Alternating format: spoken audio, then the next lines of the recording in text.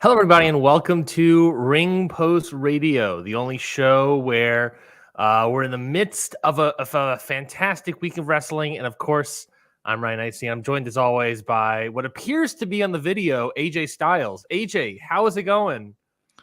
How dare you? How dare you? Should I join you? I also got a black hoodie on. Should I? I don't know if I can put it on my headphones. No. Oh, there you go. There we go, baby. Good. Happy New Year to all. We're part of the Devil Goons over here. Oh, jeez. I know it's New Year's Eve, so obviously, it's not the New Year yet. But Happy New Year to anyone in the world that is a new year. I hope everyone's having a good time and good health and all that good stuff, and enjoying the holiday season. We've taken a week off because Ryan couldn't make the territory. Well, hold on. It was also Christmas Eve. Hold on. I don't care. You couldn't make the territory. Just admit it. Just admit it and move on. That is true. Right. I was working a different territory that day. Listen, I saw the Iron Claw. I'm all about the territories now. But I'm happy to be back. Happy to be back in what we're in the midst of what I think is the best wrestling week of the year. I know people love WrestleMania week, obviously, but this is the Wrestle Kingdom week, as they have so claimed now. Truthfully, they have taken that name and ran with it. And we started off obviously on Friday with Stardom Dream Queendom. We had yesterday with AEW World's End. I guess I'm going to count that from now on if they're going to end the year with that. Seems like it. Though based off of the first version, maybe they shouldn't. And yeah, I'm excited. I'm excited to talk. I'm excited to chat. There's a lot of news, obviously. Yeah. The Beaver's gone, so it's all good. We're all good. That was a good basic rundown of what we got today. We got another jam-packed episode for you folks. We're talking, of course, about World's End. We're talking about Stardom. We got some previews of things to talk about in the upcoming week for Japan's New Year shows. Gwyn Evans in the chat. Sorry. Oh, shout out to Gwyn Evans in the chat. Always love to see our fans in the YouTube chat. If you want to chat along, I should say, go to YouTube. If you're watching on Twitter, then we appreciate it, of course. But if you want to chat along, go to YouTube, baby. At CounterPod is the YouTube channel. What else we got to talk about? Kevin Dunn leaving WWE and Beaver and a bajillion contract news updates because baby, we are in contract season. I was going to ask you, how was your before we get really into it? I was going to ask you, Scotty, how was your Christmas? How was your week off? Did you enjoy it? Are you well rested? I didn't have a week off. I worked. But otherwise, yeah, it was good. Christmas was really tiring. 2 days of like seeing some family for the first time in a while. So like I was not rested. And I haven't been really rested this weekend either. So hopefully after this, I'm a little bit more rested. I'm probably going to sleep right through New Year's, truthfully. Just because like that's going to be the natural. I'll sit down for 2 seconds. I'll be out like a light. But otherwise, it's been good. How was your Christmas? Because of my whole situation of family and travel and everything, I had basically 4 Christmases, which was a movie. Yeah, I had it is a movie, actually, isn't it? So you were Vince Vaughn? I was Vince Vaughn in this situation, and Jesse, of course, was whoever Vince Vaughn was dating or married. Reese Witherspoon. Yeah, we had Christmas here. Then we flew to Maryland, had Christmas at my dad's house. Then we had Christmas at my mom's house. Then we had Christmas at Jesse's parents' house. So we had 4 Christmases, lots of presents, lots of toys, lots of nonsense. Basically, it was a marathon, Scotty. I went through a marathon of Christmas, and I'm tired. I'm sore. Jesse's sick, and I'm avoiding her like the plague. So that was my Christmas. I got this water bottle. Hey, it's a nice water bottle.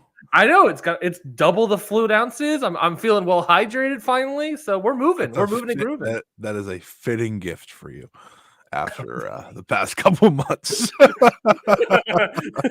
Yeah, it is. I hate to admit it. I'm very excited to get into it. We have a lot to get into. So I feel like the best way to start off is Let's just start off with AEW World's End. Why not? That was the show that took place last night, I should say. And that is probably the most biggest news coming out of this weekend so far. Nah, bro, Kevin Dunn's gone. Get him out of the way. Or do you want to go World's End? Yeah, let's do Kevin Dunn. Let's talk about this shithead. All right. Well, then we'll start with Kevin Dunn. Kevin Dunn, of course, this was reported originally first by Mike Johnson of PW Insider. Mike Johnson writes, quote, Kevin Dunn, one of the most influential executives in WWE history, is leaving the company. Dunn, who held the post of executive producer-in-chief, global television distribution, informed WWE around Christmas week he was exiting after more than 3 decades within the company. We are told that a big factor in his decision to retire is changes made internally post-Endeavor acquisition, and as one source stated that Dunn was, quote, never going to do anything that was dictated to him.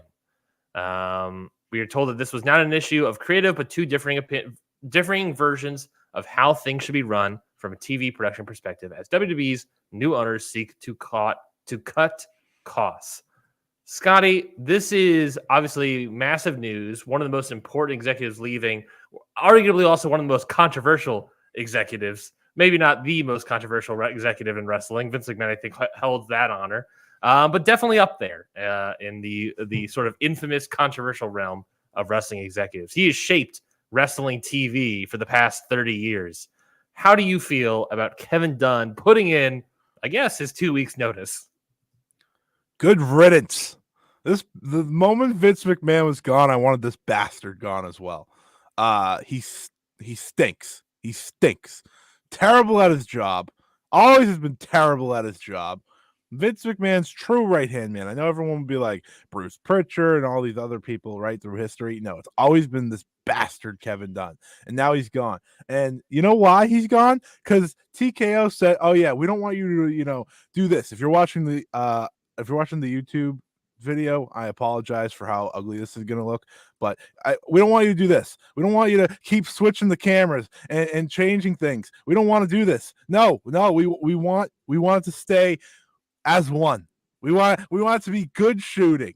And you know what? That's beautiful. That's absolutely beautiful. I when I read that he was gone, I was very happy.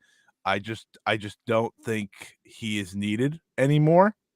And I think with how hot WWE is getting, this is like the next great move by them.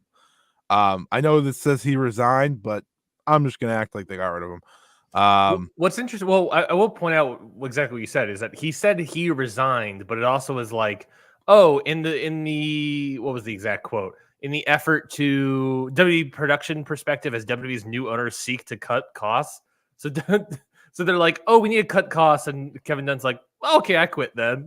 I was like, oh, then maybe he was pushed out. Maybe they didn't want to fire him. Maybe it was like, hey, we're going to fire you unless you want to quit. Kind of like how Obari retired. Kind of the same thing. Get rid of that's what they do in these situations, right? Because if someone's been important to a company or they respect them in some shape or form, they kind of give them the respect of saying they resigned or they retired, or rather than they got canned or got tossed out, right? But things always come out. I look forward to Dave Meltzer's report or latest on this. Maybe he's already said it. I don't know if he did Observer Radio yet. But nonetheless, huge news. I don't know if I'm going to be able to watch WWE television ever again. I'm going to miss the million cuts. I just don't know what I'm going to do without those, what am I going to do when like someone gets hit really hard and the screen doesn't shake? Or what am I going to do like when two people are running back and forth and it doesn't go, oh, look at him. Oh, look at him. Oh, it's like, is WWE even going to be WWE anymore? But in all seriousness, good riddance. I'm happy he's gone. And WWE keeps going up.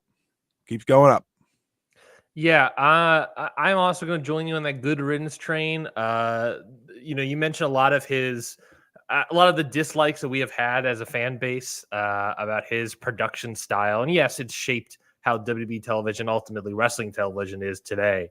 So there's, I guess, value there, but it is very nauseating value. I will add, good riddance to this guy, because this guy has been like in a weird weekend of all this. This guy has been a real ass when it comes to women, and a real ass when it comes to shooting women for television. He is up there with the worst of them in those sort of situations. Allegedly, I don't know anything about any true things about any harmful things. Sure the Becky Lynch stuff is right. Yeah, there's at least stuff about Becky Lynch saying, I don't want her to cut promos because I don't like her accent. I don't want the biggest women's star in the history of the company to cut promos because I don't like her accent. I don't get Billie Kay's humor, and ultimately probably losing her job from the end of that end, on that end. And these are most recent examples. There are 30 years of examples about this guy, about Kevin Dunn, and the terrible things that he has said or about women within the wrestling sphere. So yeah. How far are we? 12 minutes in? Okay, I think it's fine for YouTube. Yeah, fuck this guy. I'm very glad that he's gone. I'm very glad that he is gone and out of here. That being said, I think like a weird part of all this is like Kevin Dunn being gone is one thing, but he has, like I stated, he has 30 years of a imprint, of a blueprint of wrestling television has looked like. And I'm fascinated to see, especially in WWE, I think we have definitely tricklings of it in AEW and in terms of other wrestling productions.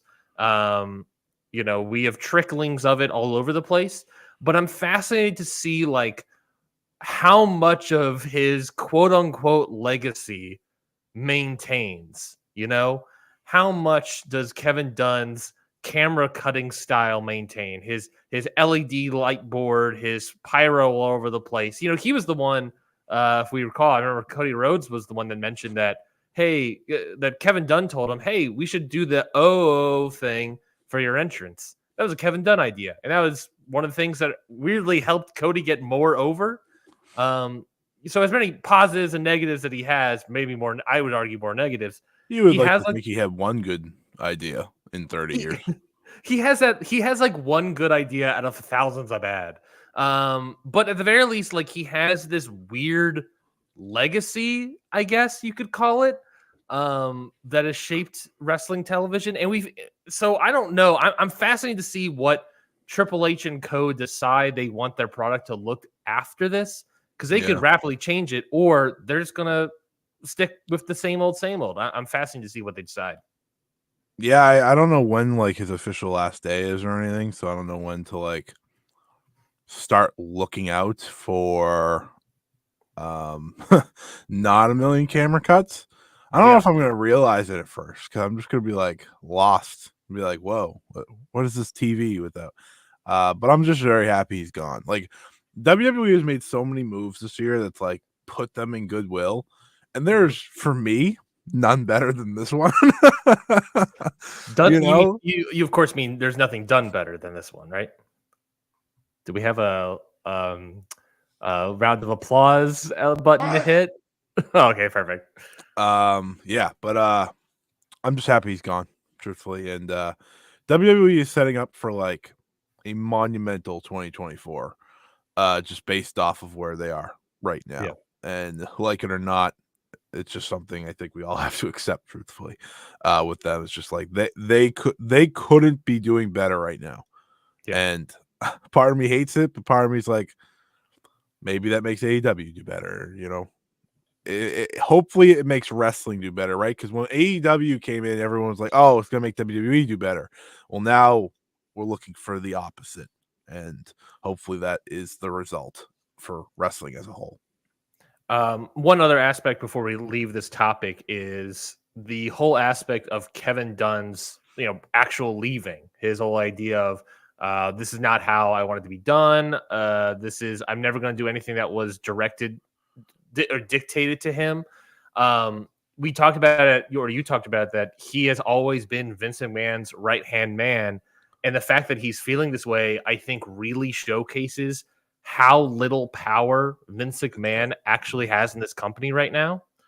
And how little the product is actually run by Vince McMahon. Because before it was, maybe it wasn't dictated toward Kevin Dunn, but they would have had more of a working relationship. Now that things are being dictated to him, a very aggressive sentence there by, I guess, Triple H, he doesn't want to do it because this guy has done 30 years of Vince McMahon, likes working with Vince McMahon. Vince McMahon likes working with him.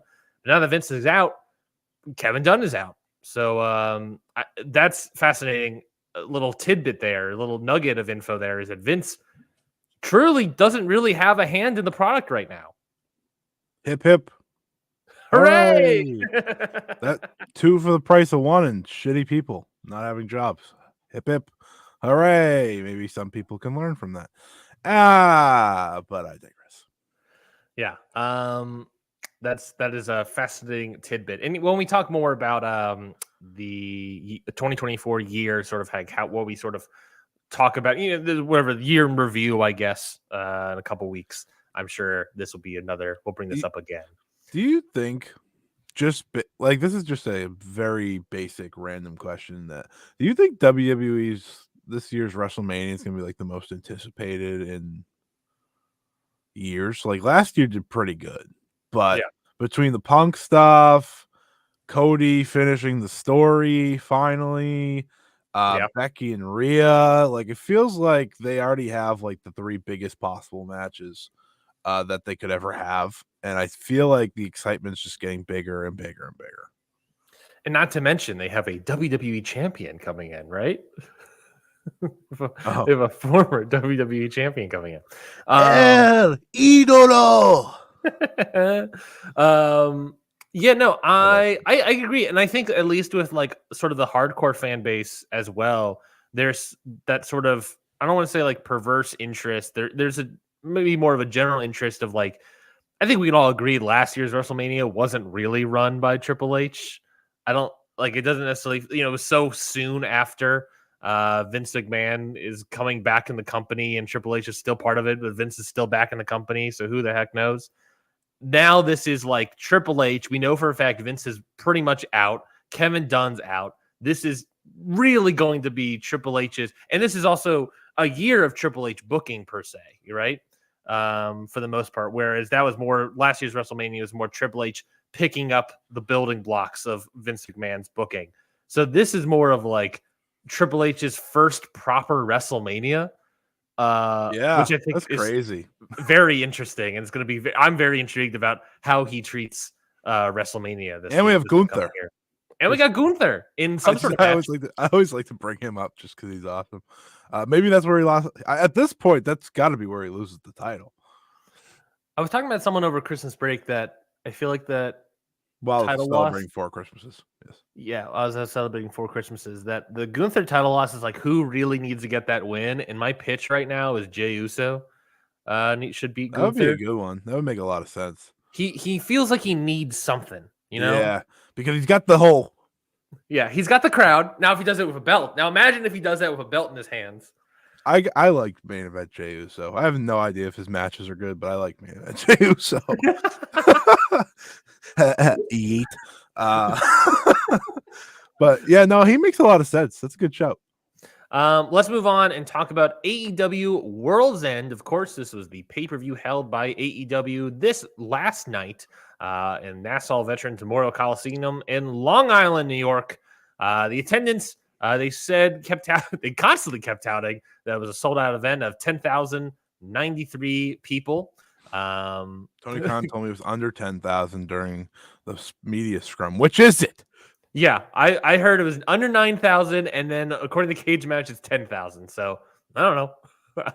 Either way, I was told it was sold out maybe 15 times this night. So they don't want you to forget that. But AEW, it was also sold out. What's that? A house show at Madison Square Garden last week. To be fair, WWE touts anytime they sell something out, so I get it. Like I get wanting to do that, but start selling out TV, please. Well, I don't know if WWE touts that. I feel like they tout that via someone else, but but that's my point. It's like they tout it, they just don't say it themselves. In classic Scotty and Taz parlance, but I digress. Let's talk about AEW Worlds of End. What do you think about the entire show? One of the worst AEW pay-per-views of all time. Yeah, very weird for the majority of it. Like I mentioned to you at one point during Slack of like, up until actually to take that back. Yeah, maybe up until the Eddie Kingston John Moxley match, every match had something weird about it, especially for me because the first match I lost my Bleacher Report. Yeah, you didn't get to see it. I didn't get to see the great match, or see the great match fully. But like for every match, there was some sort of weird thing about it that was like outside what was actually happening in the ring. So it just like it's one of those events that like when you're an AEW fan and you're in the know and you're on Twitter, all this stuff, and you know everything that's happening behind the scenes, it like this pay-per-view gets really taken out of you in that regard. And I also mentioned to you, like you said it was the worst. I mentioned to you and I tweeted this out that like one of the worst. I know, one of the worst. Recency bias doesn't help. I was watching it and I mentioned it to you about like so much of this also felt like a WWE pay-per-view in that regard of like there's always something about every match that kind of was like, okay, well, there's that. And I don't know about that, but it was good work except for this, this sort of weird thing. The new thing. NXT shows are like. Yeah, there's always something weird about it that I'm like, well, I mean, it was good, but there's something about it. As I said to you, it feels more like a Vince one, like more than anything, because like at least WWE shows now are like exciting, right? Because the crowds are ridiculous and stuff like that. Vince ones, they weren't always exciting. More often than not, boring as shit. I want to play a game with you. Ready? Between Andrade versus Miro and Julia Hart versus Abaddon, what do you think was my what do you think my highest rating was? You don't have to guess the match. Just how high do you think I went in terms of rating a match for those? For those two matches, are they the same? No, between that entire span. Oh, okay, hold on. Let me look at that entire span. Which is 1, 2, 3, 4, 5 matches. Oof. First off, I'm gonna guess your highest rated match here might have been, it was either probably Miro and Andrade or Julia Hart and Abaddon. I'm gonna lean Miro and Andrade. Julia Hart and Abaddon was my least rated, so you're right. Okay, perfect. Andrade and Miro's correct. Good job. Okay, I don't think you gave it a 3. I think you went lower than a 3. I'm gonna go 2.5. Yes. That's why you're my co-host. See, you know, it was rough sailing, folks. I was watching with a friend, and I kept looking at him. I was like, "This sucks." Because the All-Star match was so good, right? And I was like, "All right, we're starting off hot," and then like CJ Perry yelled an entire match. I was like, "All right," and then Tony Storm and Riho, which was okay. And then it was okay if you have different mileage on the Tony Storm gimmick, then maybe it was better. Which my friend does. I don't. So I'm like Swerving Dustin, which we'll get into. The Jericho stuff. Which again is something completely outside of this match, but also the match itself was kind of weird. Darby was the only good part, and the other team. No offense to Sting, but it was really Darby and then the other team that was good.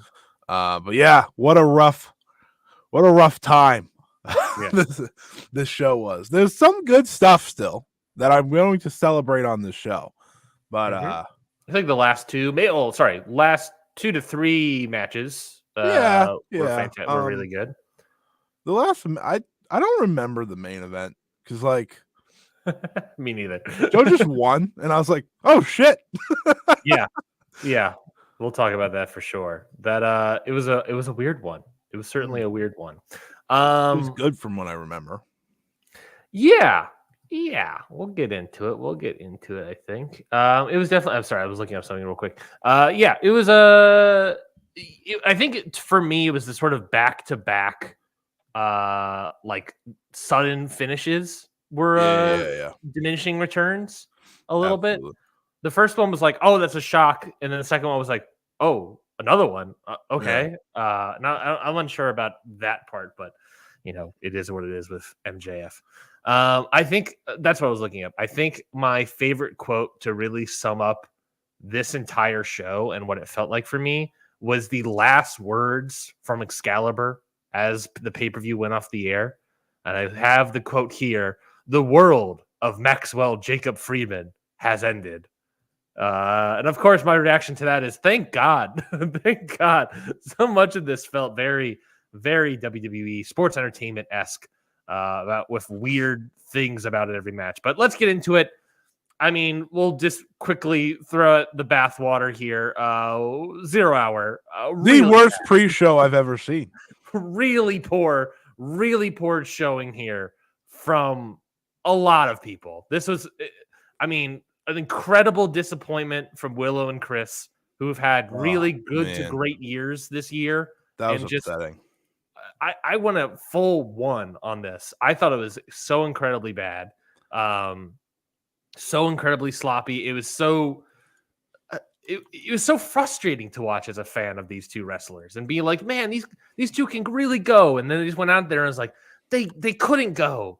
And then you get a battle royal, which was just battle royal of losers. A battle royal of a bunch of low card acts, which that's fine. It's fighting. No, it's not. No, it's not fine.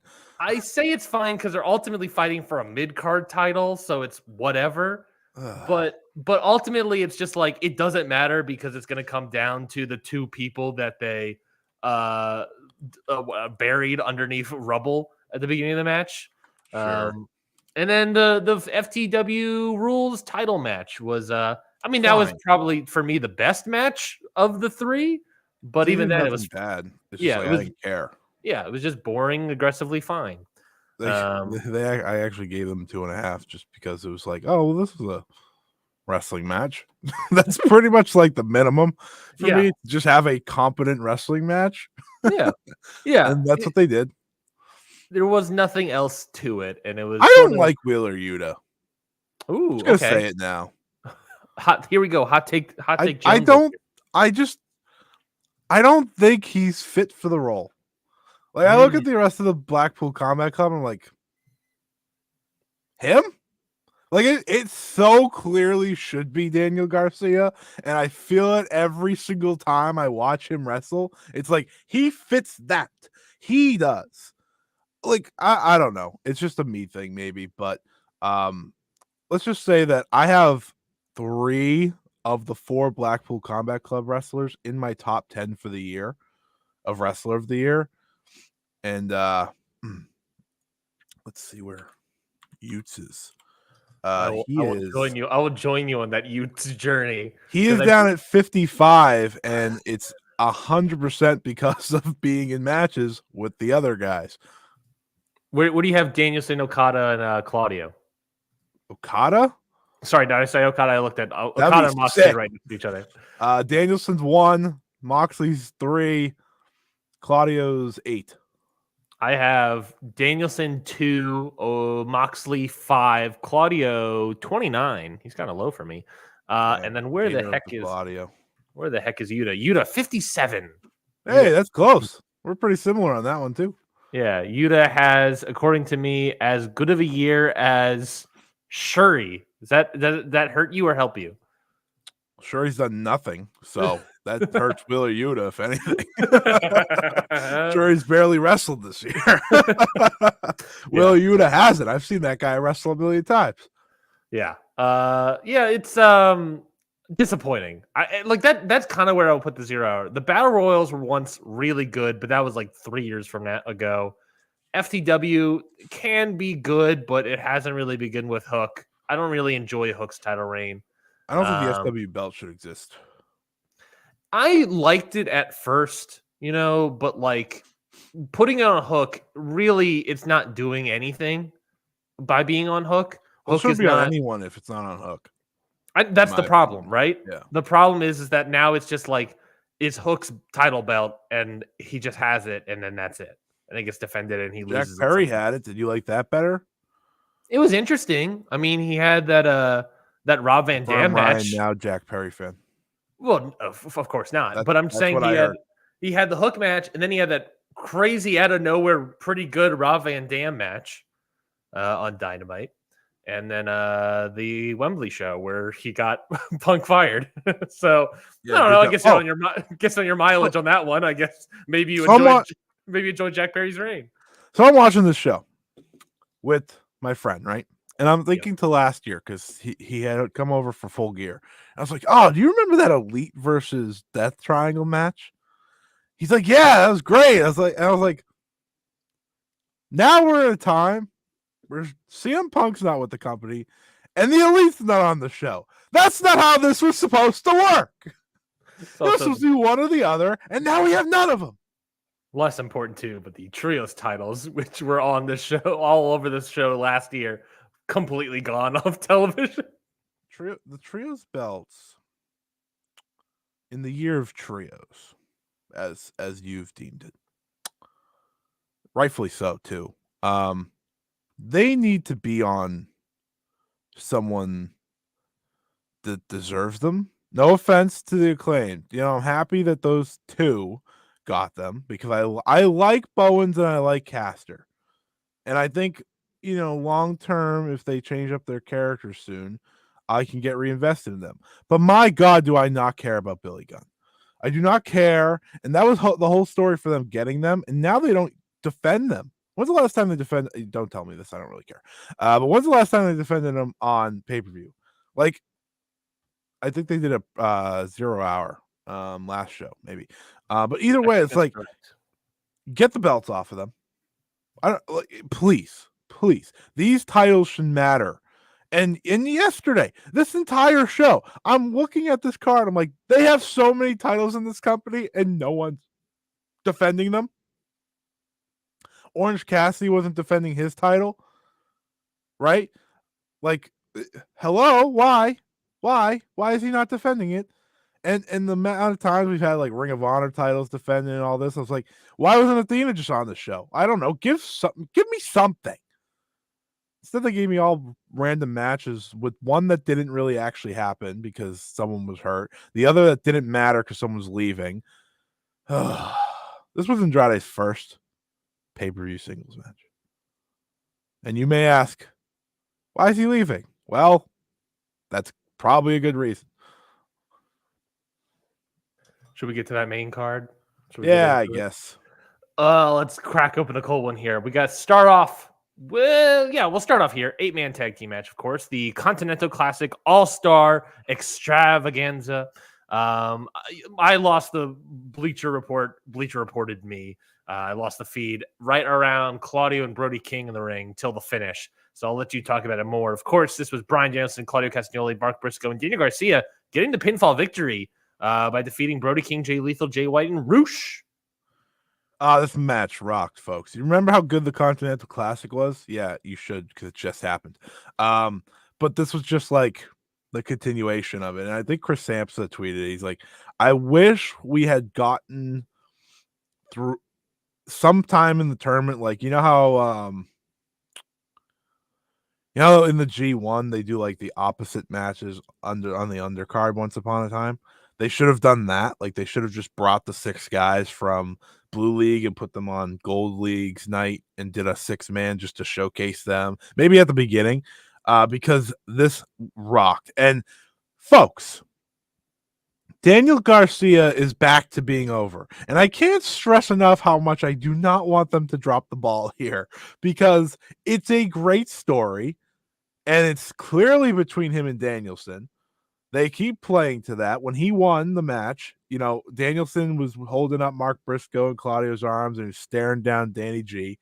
And there's clearly tension there.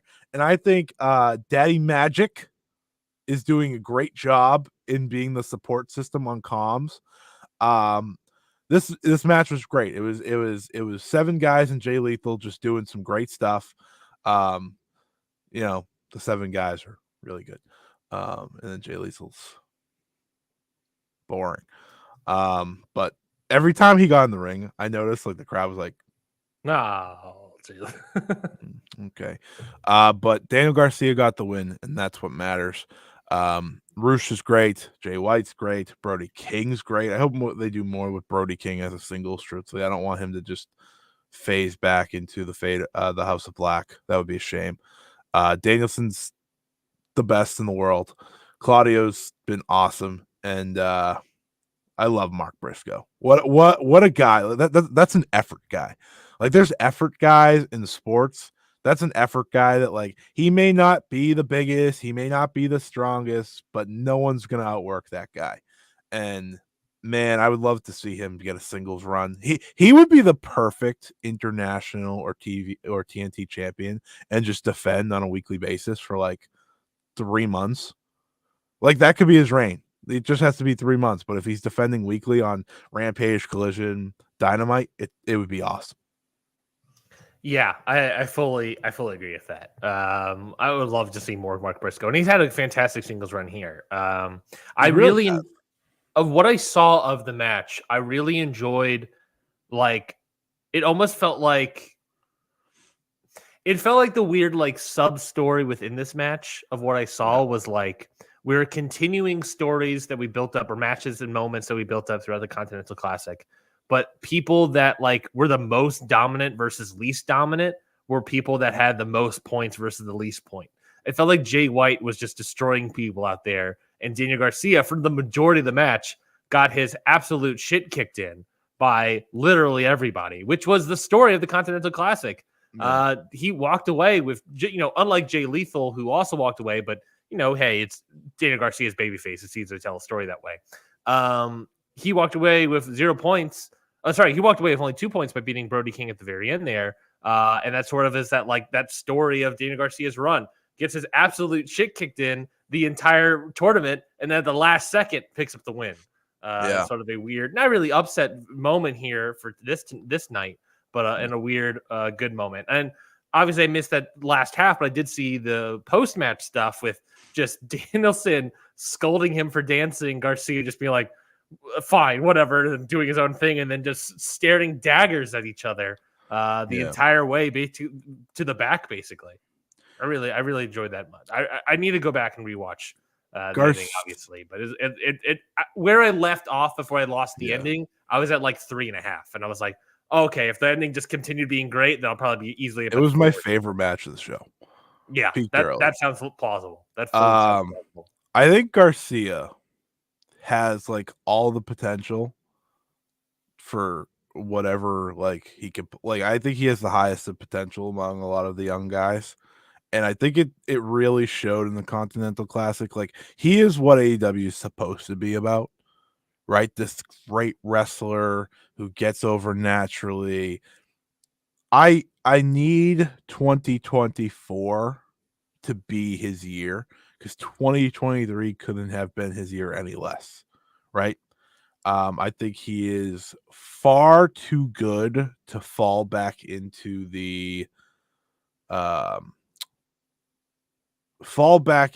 just being another guy.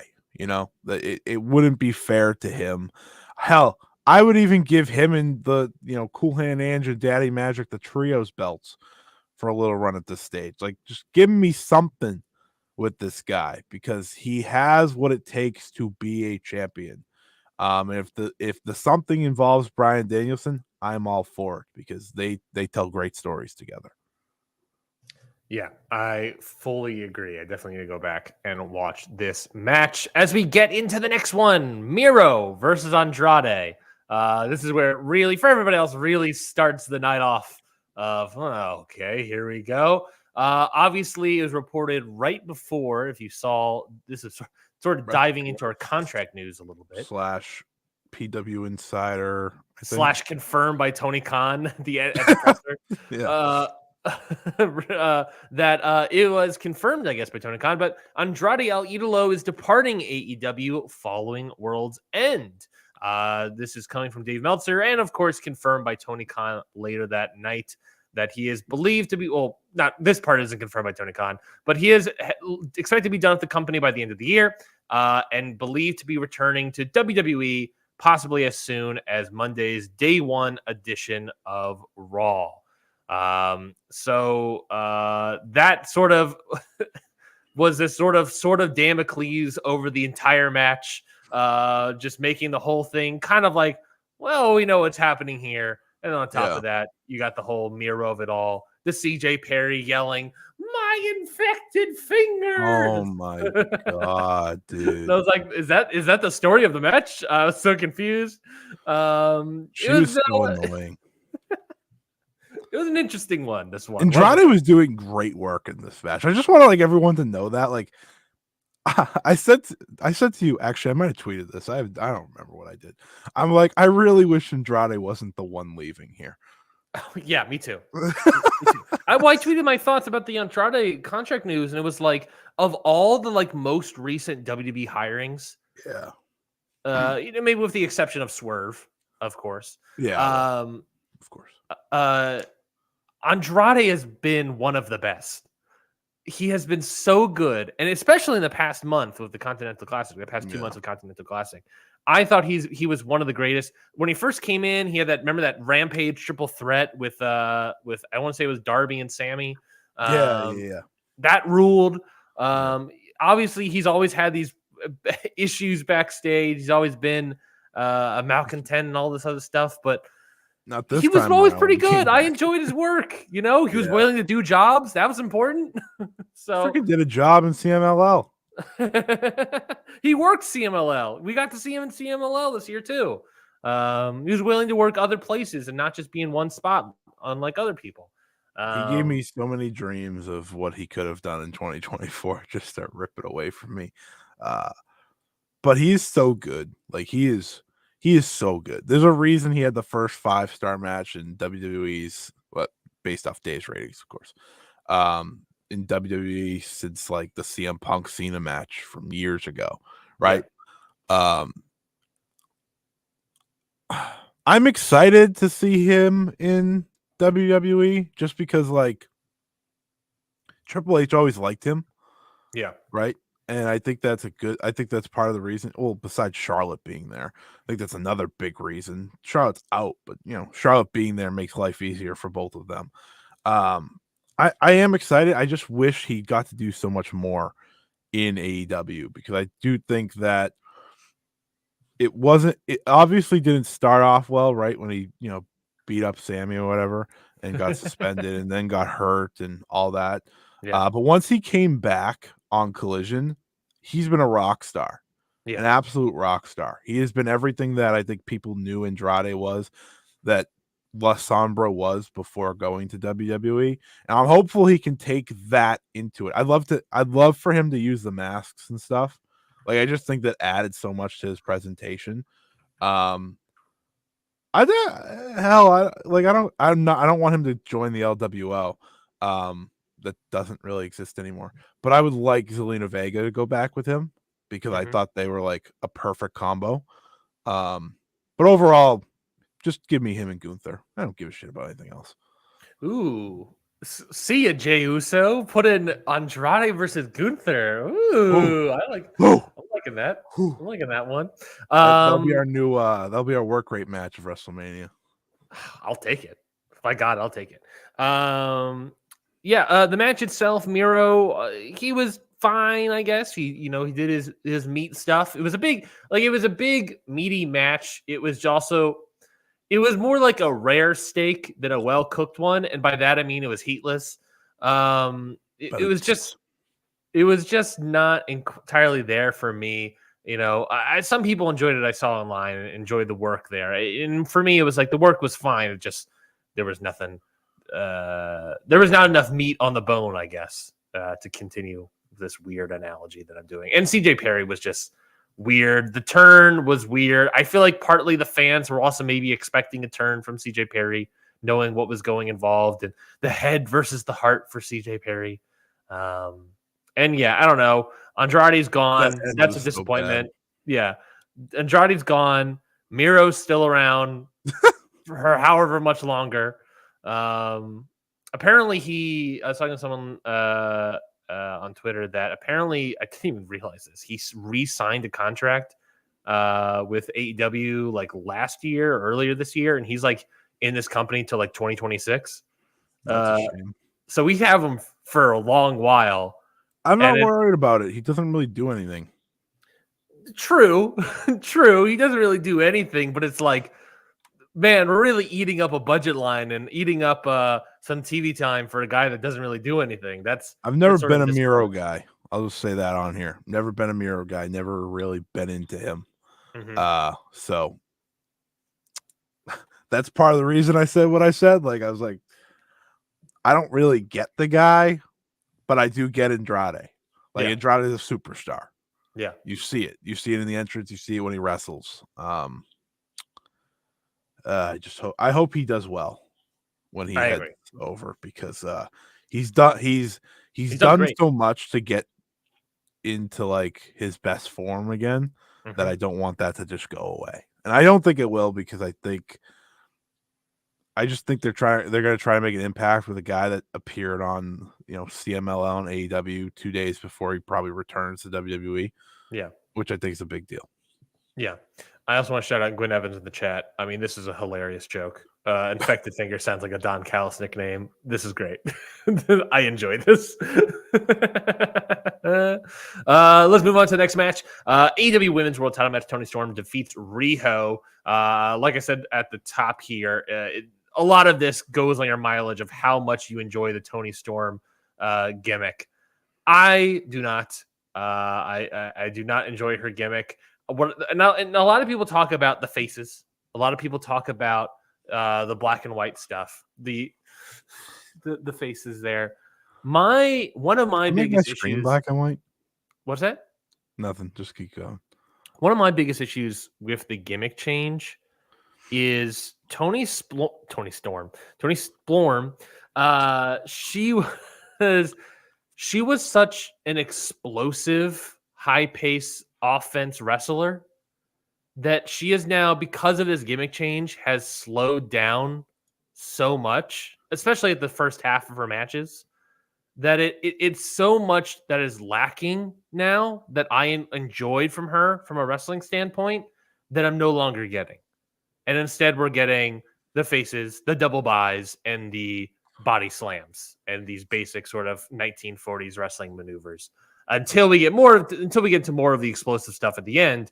But instead of however long this match was, which was 11 minutes and 45 seconds, instead of 12 minutes of explosive, high pace, high octane action, I get, let's say 3, 4, maybe 5 minutes of it at best.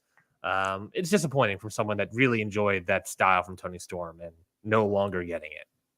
I'd be more upset if I didn't think the women's division might actually be getting saved finally soon in the form of free agency, which Tony Khan has said many times now. Yeah, really exploring that free agency market. I'll just say it. It's Mercedes Moné, folks. Like, I said it a year ago. We're almost a year to the day that she appeared in New Japan. Yeah. Almost a year to the day. If she debuted on Wednesday, which I don't know, it would almost be exact, like in timing. Yeah. It shouldn't have taken a year. Shouldn't have taken this long. However, and I keep saying this, there's been no bigger free agent available in pro wrestling than Mercedes Moné.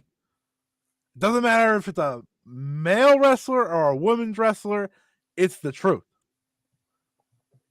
And if you bring her in, you have to change everything with the women's division. Yeah. I said it months ago, and I'm just saying it again. Like, you need to put a focus on this division. 3 matches on this card, welcomed. Listen, I'll sit here and admit, they didn't hit. No. They didn't hit, but listen, Willow and Chris had a bad night. That happens, right? Yeah. Give them another night on another show, they probably deliver. I've seen them deliver. They did it like 3 months ago, on Collision. So give them another night, they deliver. Toni Storm and Riho in another universe, I know they deliver. It's really hard on Abaddon. Yeah, they probably don't, but it's fine. But you get my point. Like, more focus on this division, and they have to. Deonna Purrazzo is about to be a free agent out of Impact. She seems like a absolute must get for AEW as well, right? She just fits. She just fits perfectly.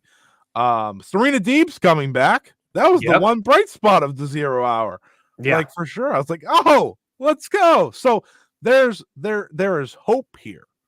And the hope, and obviously Mariah May is going to wrestle her first match this week. So again, hope, Ryan. We have 4 people that are inbound, essentially. Well, allegedly inbound, let's say. Allegedly, reportedly, whatever you prefer. Rumored sooner rather than later. And to me, Mariah May, Megan Bayne. Oh, I forgot about Megan Bayne. Mercedes Moné, Deonna Purrazzo. Those 4 alone should not only be at the top of your division, but help you lead this division to new heights that we've been waiting for years. And it doesn't start and stop with anyone besides Mercedes Moné. She's going to be a top 3 biggest star in this company when she walks in. Plus, we had the return of Thunder Rosa already. We had Serena Deeb's hype video where she shoot worked some Houdini. And there's Athena! There's Athena, which maybe she'll show up on AEW one day, but she's there. We'll take her. Athena, who has a healthy argument for the Women's Wrestler of the Year, the best champion in wrestling this year, happens to be signed to this company. There's a lot going for it. There's a lot. This is me having hope after a Toni Storm match that I'm like, whatever. It is not just hope of, we're bringing in new wrestlers and we're hoping that these new wrestlers invigorate the vision. It's good wrestlers. It's great wrestlers even.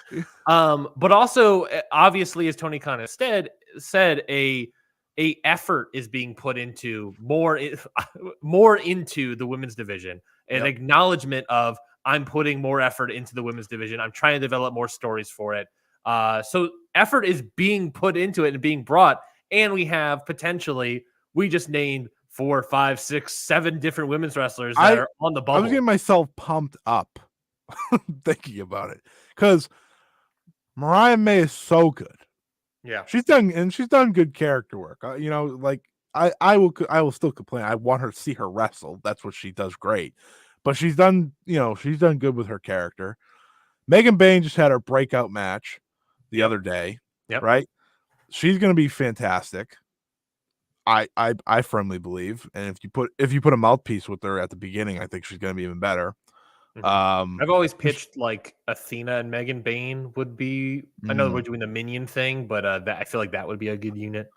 Athena, I want to just come back. Deonna Purrazzo, I've loved her work. Right, in Impact, her and Jordan Grace has been one of the best combos in American wrestling for the past couple of years. And it's Mercedes Moné. Like, I don't have to say anything about that.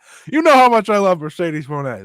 That to me, that's the best North American women's wrestler of all time. Yeah, I think that's fair to say. Any other thoughts about this match? No, nothing about the match. I'm excited about the potential of this division and where it could go. Singles match, Swerve Strickland, Dustin Rhodes. I mean, we talked about it on Slack beforehand. Obviously, this match was supposed to be Swerve versus Keith Lee. Keith Lee is apparently revealed earlier that day he has been injured for a while. I believe he said since Final Battle of last year, I believe is what he said. Not this year. This match finally was going to happen, so he was hurt again. He started to come back. Apparently this match is finally going to happen. And coincidentally, allegedly coincidentally, he is unable, his infection or whatever happened, as Tony Khan said, got worse. It blew up more or whatever it is. And so they decided to pull him out. There is also some other weird Keith Lee tweets that maybe implies that it isn't fully injury thing. Let's just say Ryan is not basking in his glory. No. I am full. Like years ago, I was full on the Keith Lee train. Like Keith Lee in Survivor Series. Keith Lee in Survivor Series, Keith Lee against the Royal Rumble against Brock, Keith Lee in NXT. I was on that train. I was like, oh, this is future main event. As everyone should have been. As everyone should have been. It was awesome. And then, what was that? 2018? 2019 into 2020, yeah. I guess 2018 would have been the November Survivor Series. Yeah, and then since then, or 2019, almost 5 years from now. Oh, whatever, 2019. Over 5 years from now, I want him off my television. And guess what? He was, because instead we got Dustin He's Rhodes. Always been off your television this year. That's true. That is true. I'm very, I guess, not over. I'm hand waving this guy. But in that sense, I'll happily take Dustin Rhodes instead of Keith Lee. I'll take that. That's a weird improvement for me. But instead we got Dustin Rhodes versus Swerve Strickland, which was met with a lot of differing opinions. I like Dustin Rhodes as a wrestler. I thought he had very great selling in this match. I understand the weirdness of it. I understand of all these things. But Scotty, you were on the other side of that coin. I hated this angle. Hated everything about it. Just have the match. Just have by the match. Angle, you mean the pre-match angle, right? Yeah, getting him injured and kind of looking. So the way they shot this, it made you think that someone was going to come out and fight Swerve, right? I'm not the only one that thought that.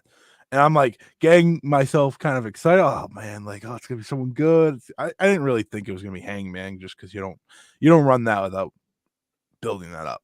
But I was like, oh, this is gonna be great. It's gonna be someone that I actually care about. It's gonna be Dolph Ziggler. It's gonna be Shelton Benjamin. If it was Shelton Benjamin, I would have jumped out of my chair. I'm not gonna lie to you. Mustafa Ali, maybe. No, people could have showed up here, right? Some of those people could have showed up. Yeah, they all can. They all got released over 90 days ago, so they all showed up. And then Dustin turned around and got back in the ring and wrestled the match in a fine way, I guess. But I didn't like that he got so much in. The Destroyer is where I got angry. Yeah, I will admit, as much as I enjoyed this match, the Destroyer was too much. It was that was the moment it jumped the shark a bit at the. It was your leg hurts. Yeah. Why? How are you launching? Yeah, he used the cinder block to break it. I watched Keith Lee miss a lot of time because he went through cinder blocks, and your leg's fine. Yeah, I don't even have a problem with Dustin Rhodes. Yeah, I just had a problem with the way they shot the angle. And that's fair. I get it. It sort of diminishes the meaning of that cinder block. Swerve should have killed him. Yeah. There, which he did in the end, but This match ultimately was 9 minutes and 28 seconds. I saw a lot of people were like, I think the best one was that tweet I sent you. Let me see if I can pull it up, where someone tweeted, I don't know if it was at Dustin Rhodes or whatever, but someone said that Swerve should have beat Dustin Rhodes and no longer than 30 seconds, that it should have been a 30-second squash match, which, I disagree with that. I don't think a 30-second squash match is fair to Dustin Rhodes. But Dustin Rhodes immediately responds to that, fuck you, which I greatly enjoyed. I mean, again, my problem is that it went so long from the injury. I get that. If he had the little fight back and then he just got squashed from there, it would have worked. But again, the Destroyer was like, I'm done with this. This is stupid. Because the cinder block in wrestling is supposed to be this deadly thing. And he did it to his foot. And then he just wrestled. And I was like, no, don't. And he sells great. I agree. But it was a gripe that I greatly had. So I just could not get myself into the match. From there, it was out of this stretch, it was the second best match for me still. Out of this bad stretch here, but it's fine. Yeah, I enjoyed it. I thought I enjoyed. The thing is the Destroyer stuff I get, the angle stuff is I'll get, but I enjoyed. I think ultimately, and I said this to you, is I think ultimately what it comes down to is how believable of a comeback babyface sort of effort is Dustin Rhodes and how much can you believe in that? I was able to believe in it. I think most people weren't. I think, like you talked about, how the angle didn't quite help that cause. I think that's what it ultimately came down to. I enjoyed it. I was able to buy into his effort, whereas other people weren't, and that's totally fine. So let's talk about the next match. And next match was, of course, the 8-man tag team match: Chris Jericho, Darby Allin, Sammy Guevara, and Sting getting the win by pinning Ricky Starks. I believe Sammy over Ricky Starks, Big Bill, Konosuke Takeshita, and Powerhouse Hobbs. Before we really get into the match, Scotty, I think we got to discuss how we're approaching this. We didn't really discuss beforehand of how we want to discuss this story that came up the day of the show. Let's just make sure we discuss it better than Tony Khan did, which was not really at all. But I guess I get why, but still not really at all. So yeah, I don't know. It's a tough one. Just because of how it was reported or not reported or said. Should we start there, I guess? Because I think start with learning how professionalism should work. Because I think it's fair to start there. I don't want to diminish the, I guess, quote unquote, the meat of the story, because that is very important. It's the most important. The only difference is that is still like weirdly up in the air, just allegations and all this stuff. The known fact is how it was sort of weirdly reported on. Yeah. And that is something that we can obviously talk about for certain. I'm not going to say that it did or didn't happen. There's evidence mounting that something has happened and NDAs have been formed and created. But it's still very much in the allegation stage, and everyone's still trying to figure out what entirely happened. And because no one's put out an official report. Yeah. Because instead of what ultimately happened was in what ended up being sort of a pissing contest between Chris Jericho and Nick Hausman that started Christmas Day and has now created careen towards the day of World's End pay-per-view. Nick Hausman of the, funny enough, Rumor and Innuendo podcast stated that, I don't want to even say stated, because ultimately what he did was an eyeball emoji news report of, I don't really like Chris Jericho because of certain things about him, NDAs being filed, comparing him to Harvey Weinstein, and things like that. People took. That's what people took. That was a big thing that ended up being followed up on. And ultimately what it was, as I already stated, was an eyeball emoji report of what he seemed to have hinted at of some sort of sexual abuse allegations coming from Chris Jericho towards someone. It should go without saying, this is the type of report you don't do an eyeball emoji report on. Agreed. This is very serious. Yeah. And instead of trying to make almost a mockery of it in some ways in certain tweets, put out a real report, please. So, that's my biggest problem. That's my biggest problem with all of this. Well, no, actually, it's my second biggest problem. My biggest problem is the actual thing that happened. The sexual abuse allegations. Obviously. But in terms of the handling of this, it's, it my biggest problem. Put out a report. That is how this is supposed to go. Especially if you've been sitting on it for years now. Yeah. Which makes it that much worse. Yeah. Seemingly the report, as sort of based on Twitter likes and heart emojis later in the day, seemingly based this idea around allegations regarding Kylie Ray and her time in AEW. Again, that hasn't been confirmed.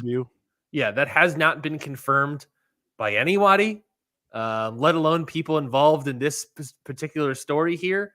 I get this idea of waiting for, and this is one of my bigger issues with how Nick Hausman handled this, which is completely irresponsibly and like a child.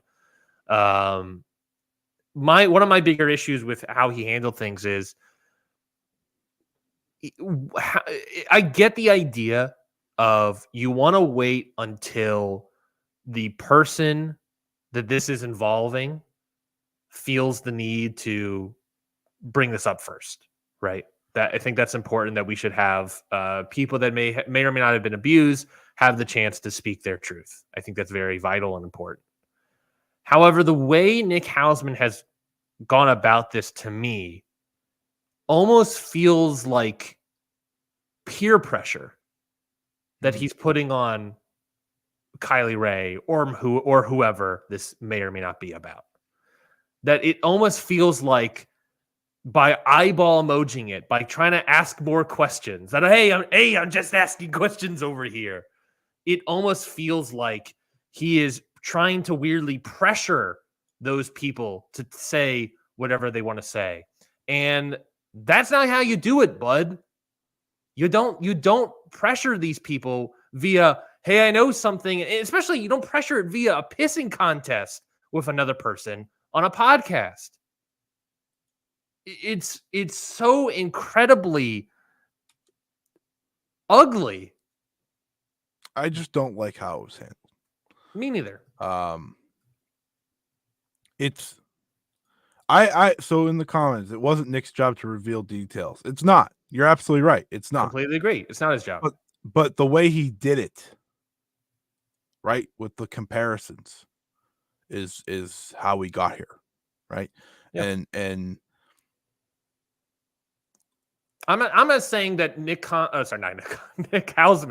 I'm not saying Nick Hausman should go out here and say every detail about exactly what happened, especially not without whoever it is about, whoever, let's say Kylie Ray.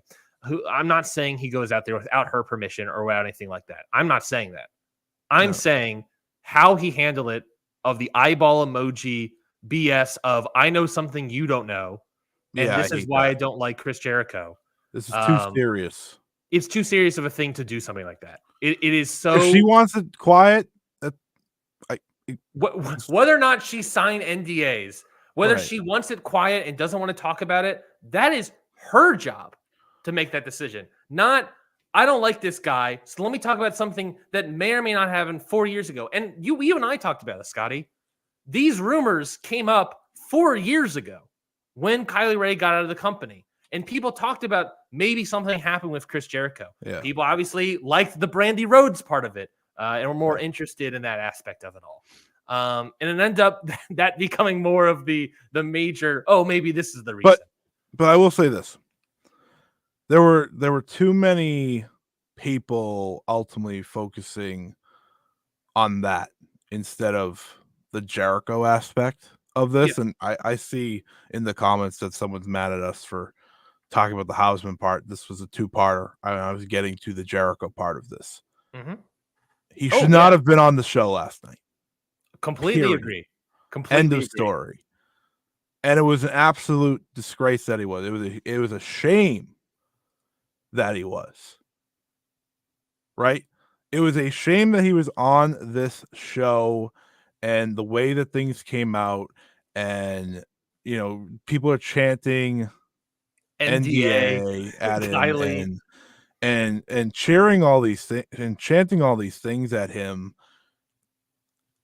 I would have taken off the show. I would have handled it a lot better than Tony Khan did. Yeah, he was asked several questions about it in the presser, and his answer was, I can't really talk about it. He pretty much said we have the best company. The best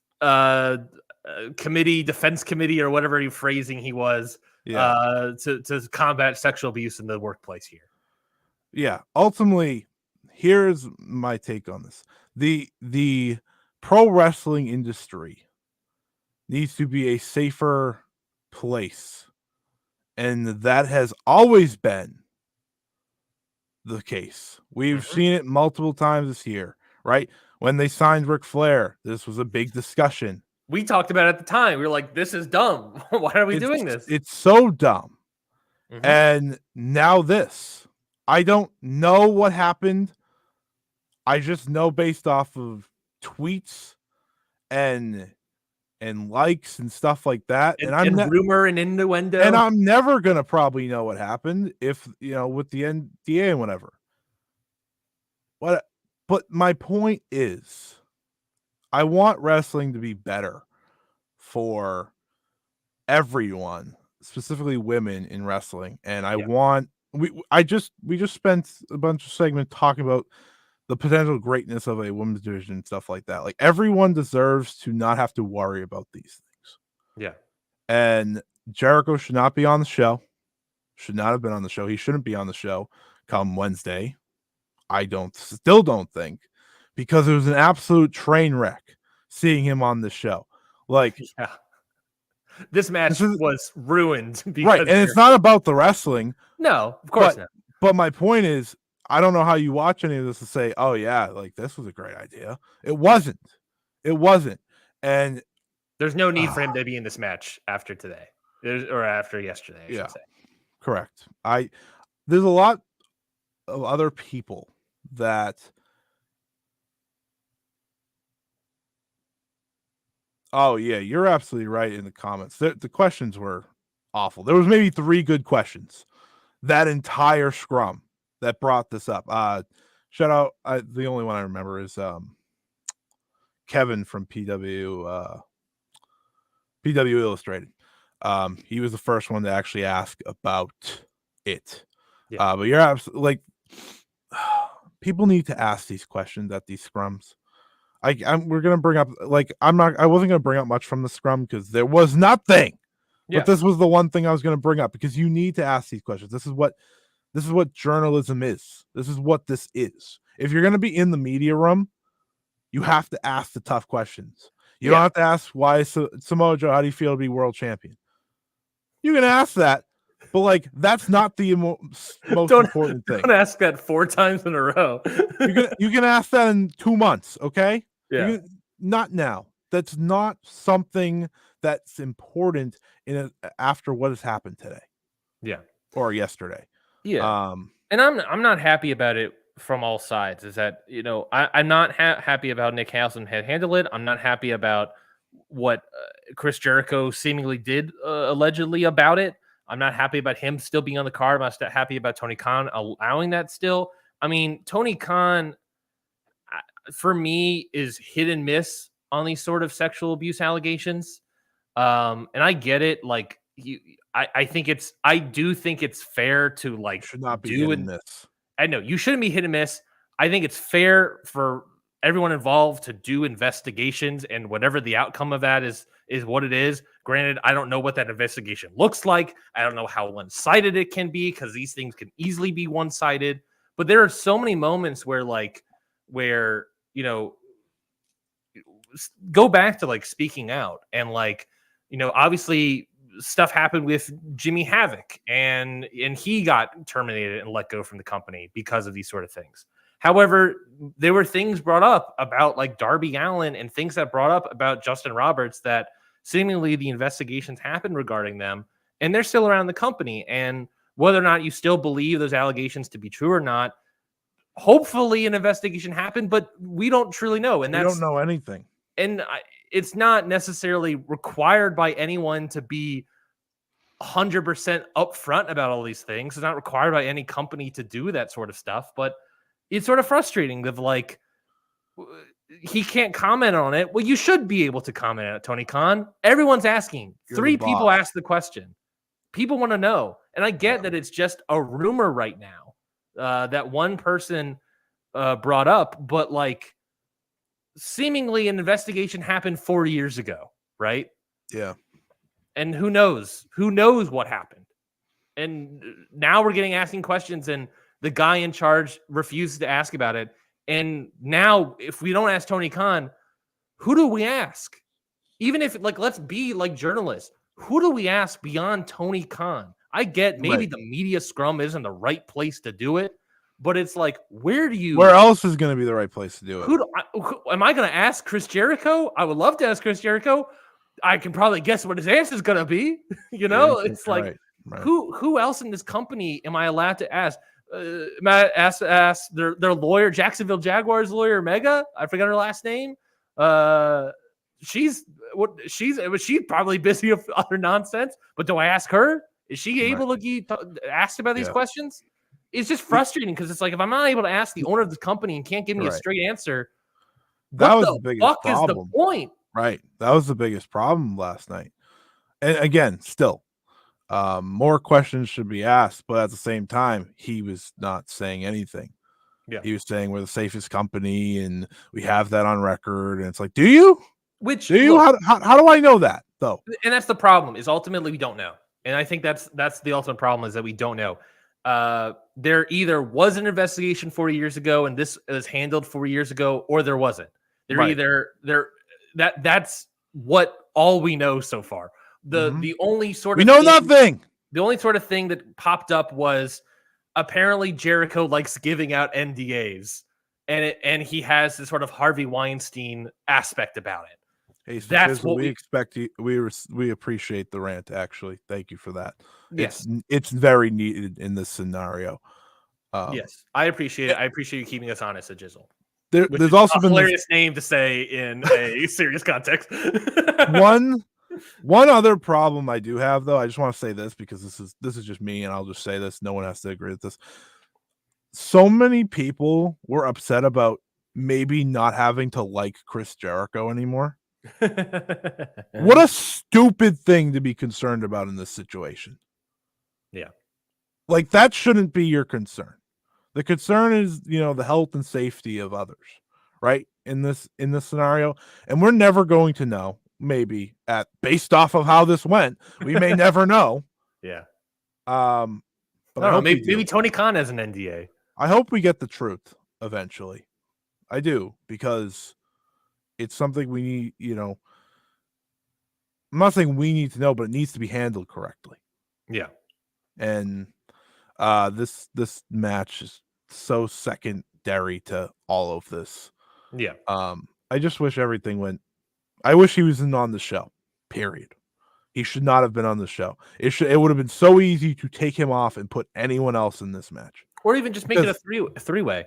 Or not three-way. Yeah, that would work too. If Ricky's getting the pin, then you can easily drop off Takeshita, a guy you already swapped in for Fletcher.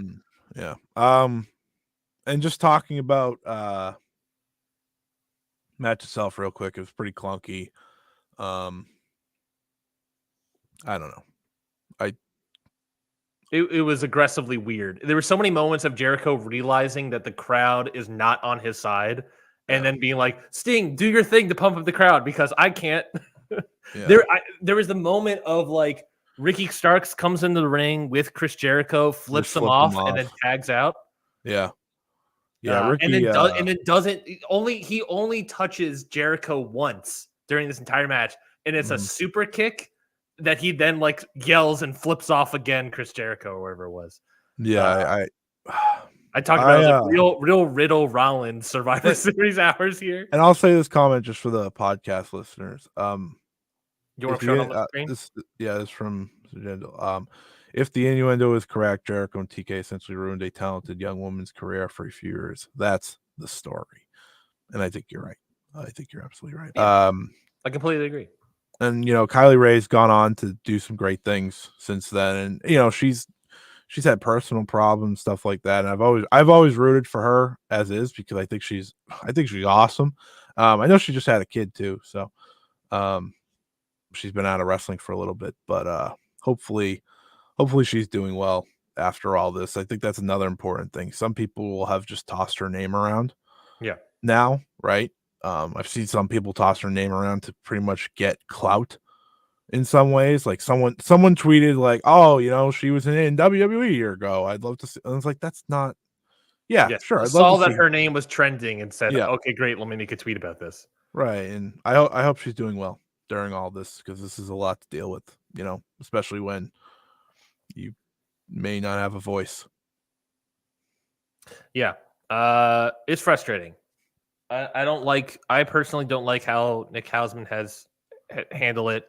Yeah. I don't like how I mean, that's the problem, is that like it brings up trust ultimately with your audience. We don't know what happened. We don't know if an investigation happened. And Tony Khan refuses to give an answer. Maybe he got NDA'd by Chris Jericho, but where he refused to get an answer, and it's just sort of like that's a cloud that's now over. That's now over, going to be for however long, and eventually the cloud will go away, and the fans will cheer for Chris Jericho and sing the Judas theme song like they did again last night. Oh my God, that I think that sent me when they started singing along. I was like.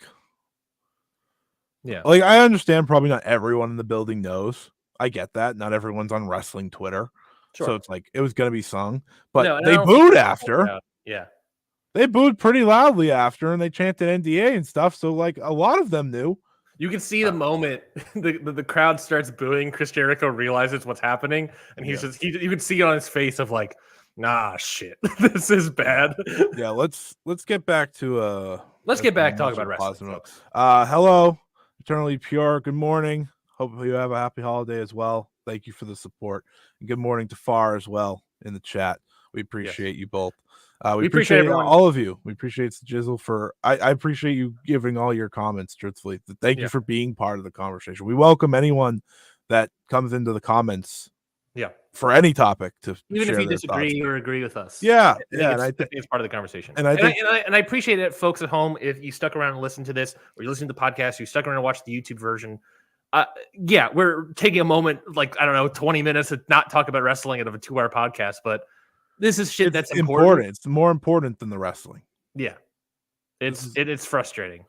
It's frustrating that I'm gonna write that far on. People live in ignorant bliss, sadly, in the world, and that's something I think it needs to be said, and it's frustrating.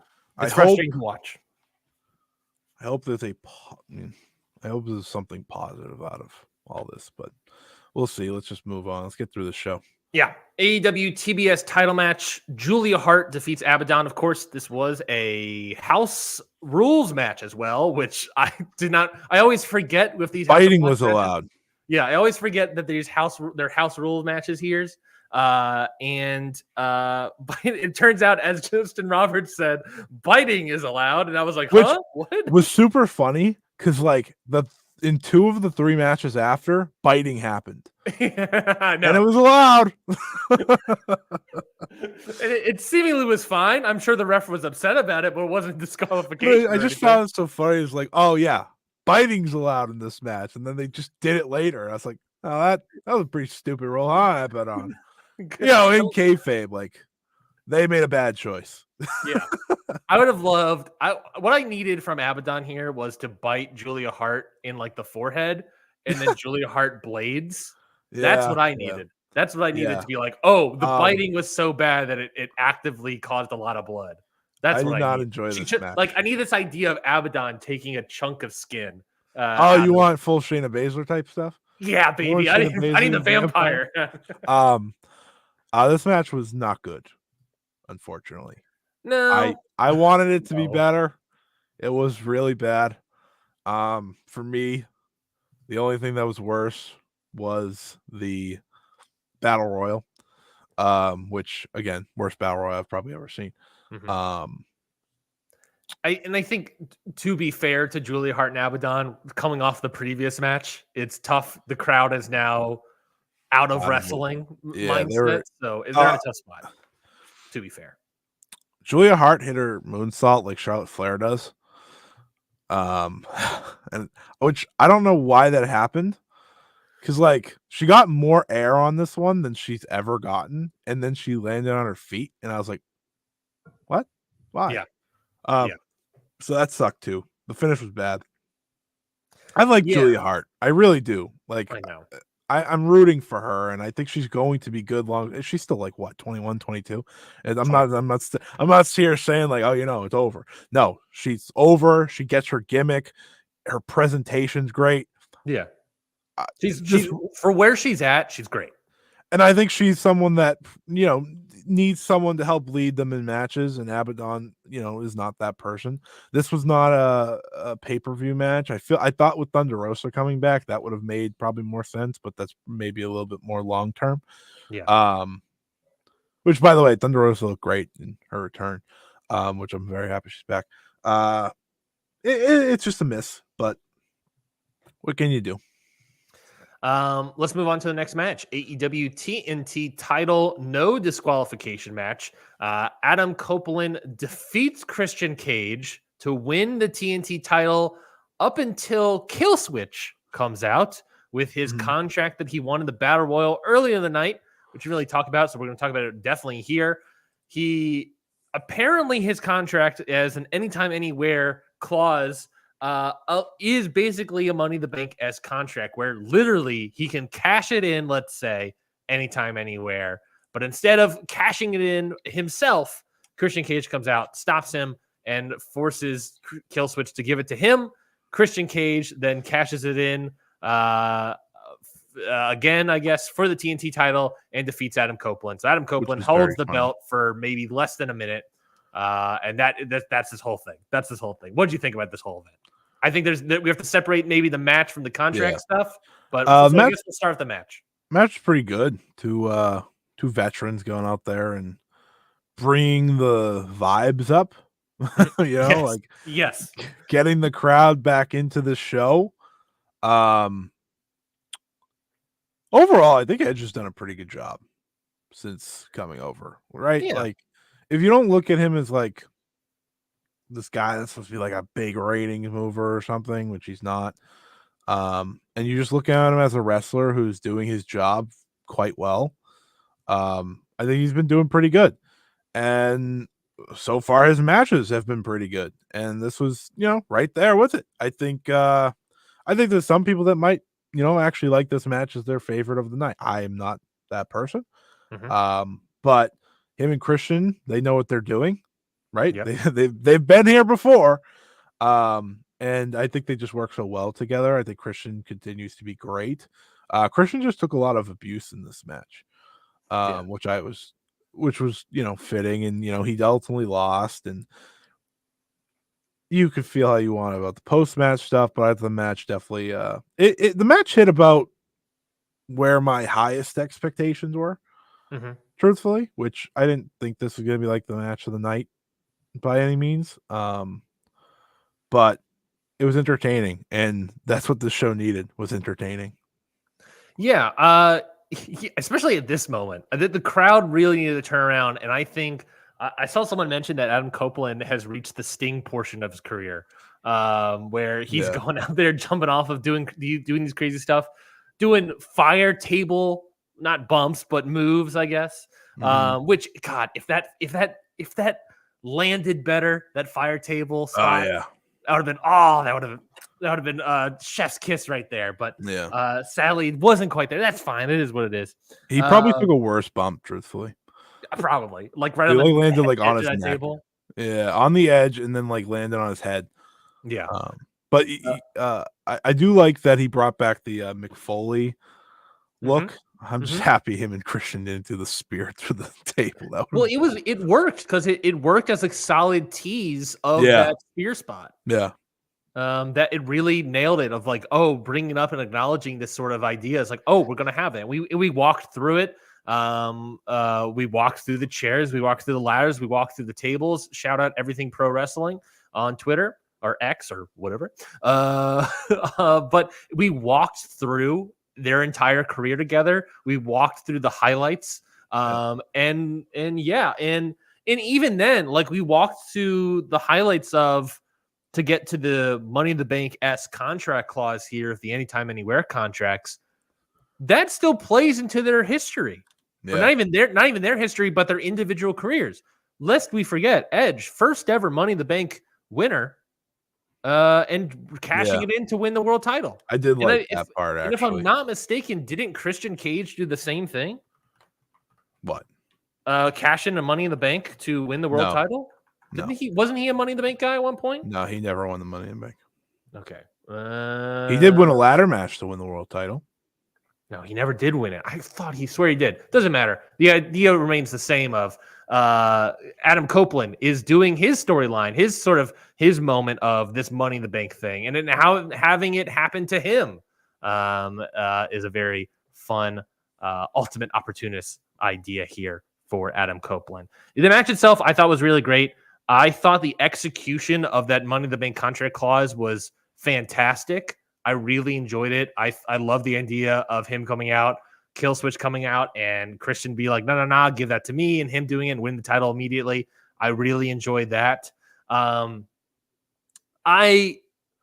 unsure about having it in this company. It's definitely a can of worms have opened up about having a Money in the Bank-esque contract clause, because, I mean, I don't know for certain, but seemingly this is the second one.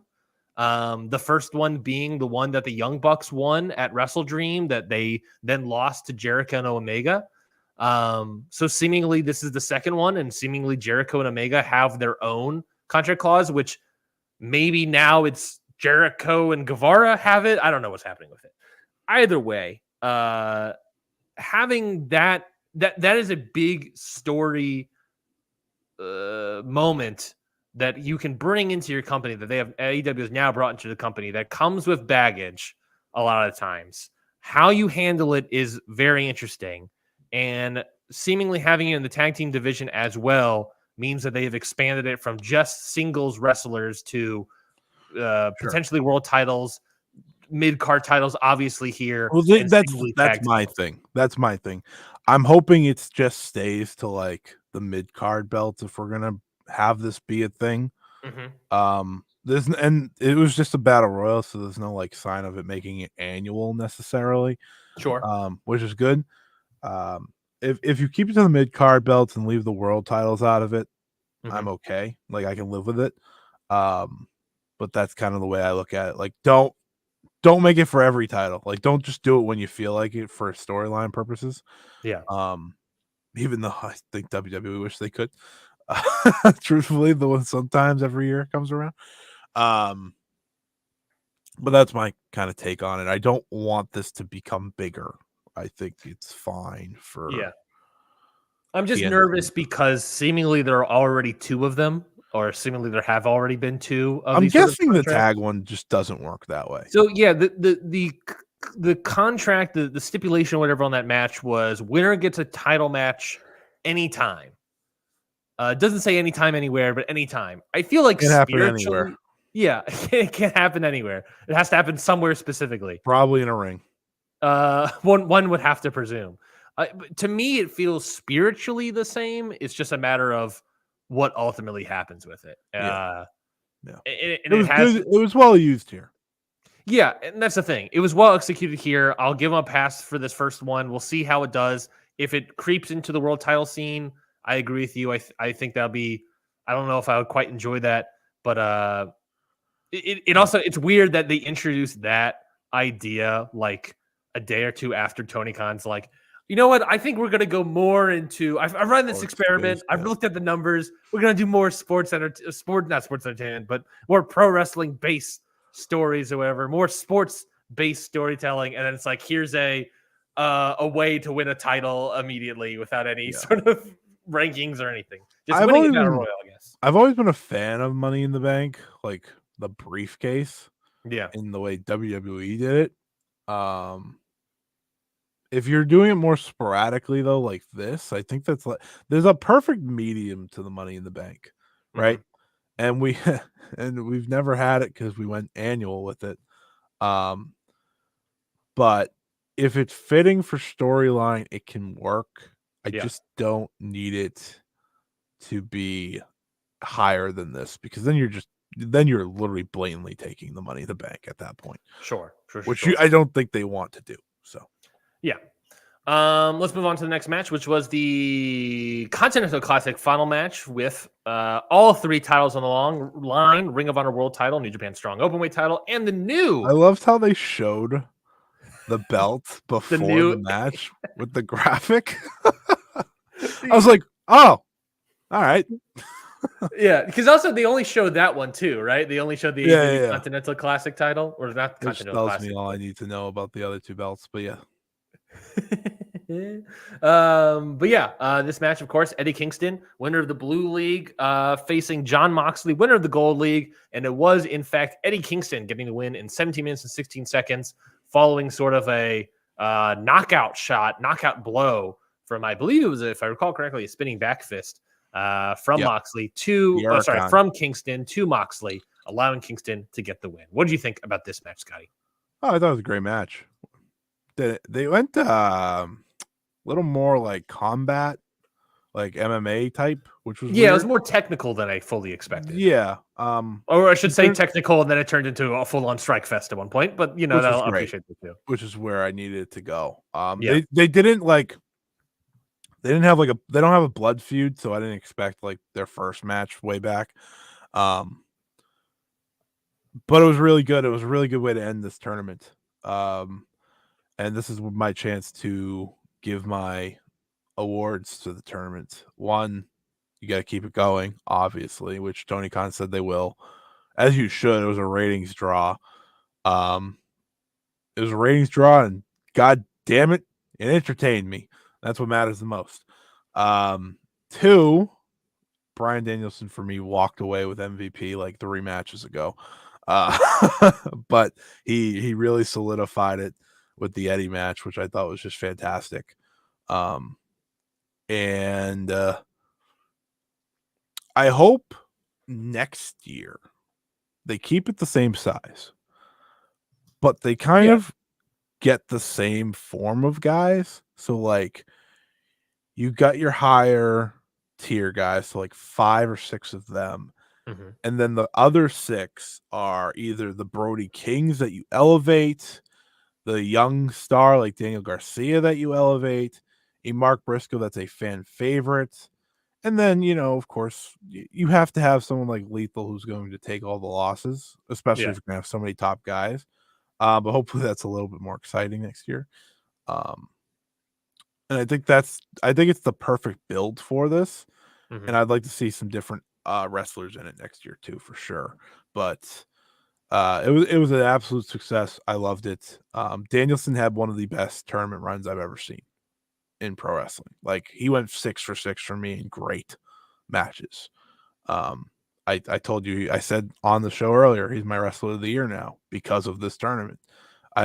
He's just so good. He's just so good. I'm happy that Eddie won as well. I should say that. Yeah, Eddie getting the win, I really enjoyed. First AEW title. First AEW title, and I think that's huge for him. I'm intrigued about the AEW Continental Classic. Or not the Continental Classic, but the Continental title. Crown. I believe they're calling it. What's that? The Continental Crown. Continental Crown. Well, then it should be a crown. He should melt it down instead of the Triple Crown. I agree with the Jizzle in the chat that I like to see too, but the key is the storyline follow-up. Yes. That's massive. That's a massive thing. Especially with Garcia. Both for so many wrestlers, but also in terms of TV time, but also in terms of what does it mean Eddie Kingston moving forward. Yeah. My point I was going to make was the Continental Crown title. I hope it's not just, I would love for some sort of gimmick to be on top of it. Yeah. Whatever that may be. Like I would hope it's not just like another tertiary title. Yeah. Like another international TNT, FTW, let's say. Someone's got to go through a tournament every time to challenge for it. Yeah, like I hope that'd be a little extreme, but I hope it's like a title that like I don't know what it would be, but I hope there is some sort of gimmick associated with to separate it from everything else. I agree. The follow up is very important. I thought the match here was really good. A lot of technical stuff to start off, which was pretty good. Into the strike fest from Eddie Kingston just freaking ruled, dude. Yeah, dude. And I'll give you a rare take here, Scotty. My thoughts on these sort of situations. The match itself was 17 minutes and 16 seconds. This is a rare take where Ryan says, I would have liked more time on this match. Give me an extra 3 to 5 minutes because I'm not the biggest guy on sudden kind of like knockout MMA-esque finishes. Moxley obviously loves them. I'm not the biggest guy. Sometimes they hit, sometimes they don't. This one didn't quite get me there. It was a little too sudden, and I feel like it happened as for me, I was really hitting the peak of the match, like as I was getting there. I would like to sit in that a little bit longer, but it doesn't matter. Still a really good match. Very happy about Eddie Kingston winning. Very much enjoyed the post-match stuff with Moxley and Kingston. And I think Sajizzle's right. The follow-up is going to be massive, not just for Eddie Kingston, not just for what the TV looks like, but for all these wrestlers in the Continental Classic and how we push them moving forward. Bryan Danielson is just the greatest. Yeah, I mean, we talked about it before. I think he's a really solid case of being the wrestler of the year. And some awards. He's mine in every way. However, even just based on consistency, like in terms of him having, sorry, gotta get to the sheet here. In terms of him, he had 28 matches this year. This year, I'd argue almost all of them are great. Like good to great. We went through it before. It was like we could have named like easily like 10 that were great, and that was before the Continental Classic really kicked off. Yeah, and you could add 6. Like that's 16 great matches. Incredible. And I still think my favorite is either the Starks one or the Roosh one. The Starks one's just like it. I always bring it up because it's like I did not expect it. Me too. It was so good. Yeah, it was really good. I like Ricky Starks. I meant to say that earlier during that 8-man tag, but when he speared the hell out of Sammy Guevara, I was like, yeah. And I was like, damn it, Sting can't lose. Shit. I was so in trouble. I was like, God, because I wanted the Callis family to win too, obviously, because they're great.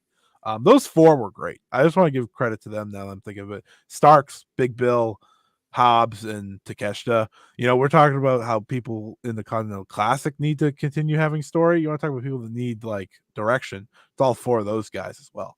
Yeah. Let's move into the main event.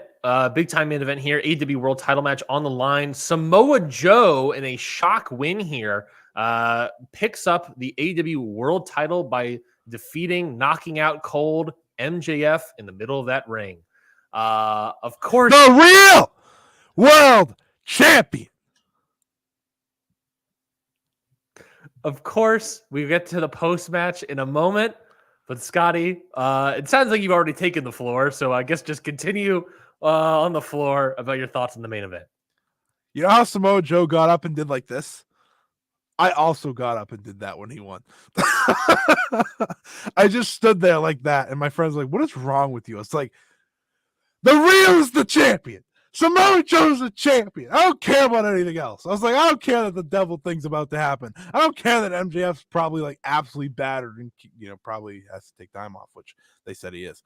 I don't care about that. Samoa Joe is world champion. Samoa Joe is one of the greatest of all time, folks. I can't stress that enough.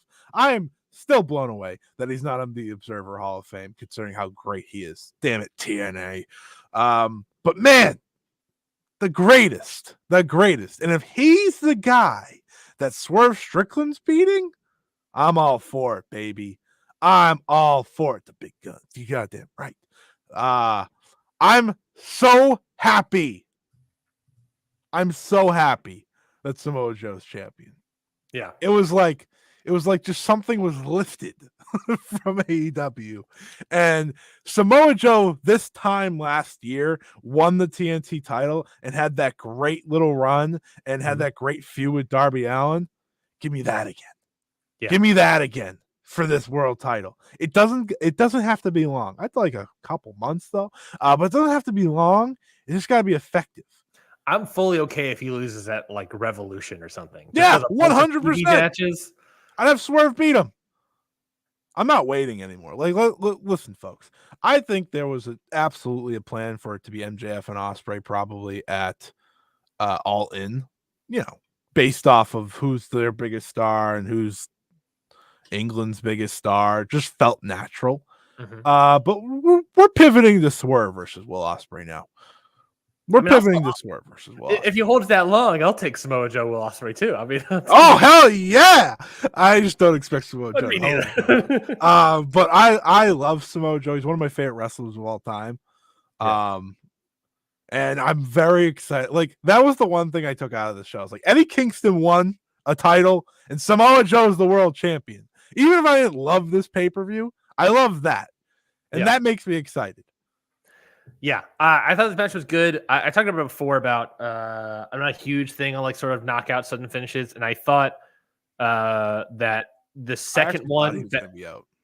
Yeah, the second one following the Mox and Kingston one was a little bit of diminishing returns for me. I think it was too sudden, which I guess is the point of the idea, but it was a little too much. Finish? Isn't that how he always wins in this company? Samoa Joe? Yeah, he always wins with the Coquina. Sometimes he went to the Buster, whatever it's called. By the way, that was absolutely sickening on the apron with MJF already like broken into pieces. Yeah, I love that he's like, oh, I'm gonna work a safer style, and then does all this nonsense. Yeah. By the way, that F5 is 100% a Brock Lesnar thing, right? Yeah. I wanted them to go full Brock and Cena. And they got pretty close. They didn't do the full thing because Brock and Cena is perfect. Yeah. They didn't do the full thing, but I really wanted them to. I love Samoa Joe. I can't stress that enough. That's damn it, Far. You can't be saying that. Well, yeah, let's talk about the devil. Obviously, Adam Cole was there ringside of MJF, helping him seemingly part of the match. Post-match, he if you didn't notice, he couldn't find the ring, and then Joe got the Coquina in. Well, he eventually found the ring. Found the ring. But he took the time to give Joe time. Mm-hmm. So the Devil Goons attack Adam Cole and MJF. The lights go out. The lights come back on. Adam Cole's sitting in a chair. I actually liked that part. Like, I didn't care. Like, I didn't care about the Devil at this point, but I did like how they did that. Sure. And then it was ultimately revealed Adam Cole has been the Devil this whole time, and his goons, stunned, bamboozled. His goons, of course, are Roderick Strong, the Ring of Honor Tag Team Champions Matt Taven and Mike Bennett, and Wardlow. The Devil reveal has happened. How do you feel about it? You seem like you kind of enjoyed it, but ultimately wasn't the most. That's the funny thing. Like, I didn't care. It didn't affect me in any way. I was like, sure. And I kind of like laughed at like MJF's reaction to it, like crying. I was like, all right, that's kind of lame. But Roderick Strong absolutely murdered him with a knee, and I was like, that's the Roddy I need. Yeah. I popped for that knee shot too. I was like, yeah. I think my biggest thing with the Devil is like, if this means Roddy is going to be a badass again and the Kingdom get to actually wrestle and not be jokesters, I'm in. If it's anything else, I'm out. Yeah. Wardlow, I don't care about at all. I'm not gonna let's not sit here and lie. Yeah, that's fine. He can be a big heavy. I'm okay with that. I'm okay with just big heavy Wardlow. Like, I think this is gonna be a really weird story because I think Adam's still actually getting better because he still could barely move. Mm-hmm. And MJF's gonna take time off, so it's like we get this reveal, and now we're just gonna sit on it maybe for a couple months. Yeah, I mean, the only good thing is Roddy in the Kingdom, baby. Like I'm saying, Roddy in the Kingdom. So all I'm hoping for. Let Roddy cook. Let him cook. I don't need to hear the Adams anymore. I don't need to hear the yellings. I don't need to see that stupid neck brace ever again. Yeah. Just let them be great. And it can turn this around. I will say there is still the storyline aspect of it. And I guess intrigued will be the word to see how it plays out. Yeah. Because why is Adam Cole the Devil? I guess the question, why work with Samoa Joe and work with title off of him? Yeah, to take the world title off of MJF, but also lose your own Ring of Honor tag titles to give them to to Taven and Bennett. Why? Okay, so that one is he doesn't want to team with MJF anymore. Sure, that's fair. And then with the world title, this is my thought process. Okay, I would love to hear it. He can't win it, and he wants MJF to lose everything. Okay, and to him, the best person was pretty much the first choice, and I don't know, maybe he doesn't like Jay White, so he was like, "Yeah, I'm not going to help him." He doesn't like Jay White. Jay White's the one that gave him. Right. There you go. So he wasn't going to help him. Samoa Joe is the person he could help take the belt off of MJF. And maybe that's it, right? Because he obviously this storyline was supposed to be between these two. And so why do they attack the Acclaimed in I guess the Acclaim was just sort of a defensive maneuver with MJF. And then why Adam Page? Because they wanted. I have no idea. Can't give you that one. Can't give you that. I was gonna try to come up with something. Nah, I don't know. Because Adam Page needed to be written off this pay-per-view. That's why. Scotty's face immediately changes into negative. I love Adam Page. I know. It's a shame they don't. The way they book the poor guy. Yeah, it's the story of it all is like it makes sense as Adam Cole, but there's also like I sent this tweet to you. It's from at Boss Maz on X. The greatest trick the devil ever pulled was just letting Samoa Joe kick a guy's ass on his own, and then be like, "Hey, yeah, it's me, the devil." It's like, yeah, that's pretty good. I liked that it was a great experience for you of watching MJF get his ass beat. Black Scorpion number 1 and 2. That's a good one. Good Evans. MJF is not there. Yeah, it's going to be hard to get the story off the ground for sure. Especially because, again, I don't think Cole can wrestle. Like, I really don't. I don't think he can do much. But you know what I'm going to pitch now? Because it seems natural. Roddy and the Kingdom beat the Acclaimed. Ooh. Okay. If you're the Acclaimed, why wouldn't you want payback? Mm-hmm. Right? Yeah. Mm-hmm. And I would just give them the belts, and then Roddy and the Kingdom can run wild. I like the Kingdom.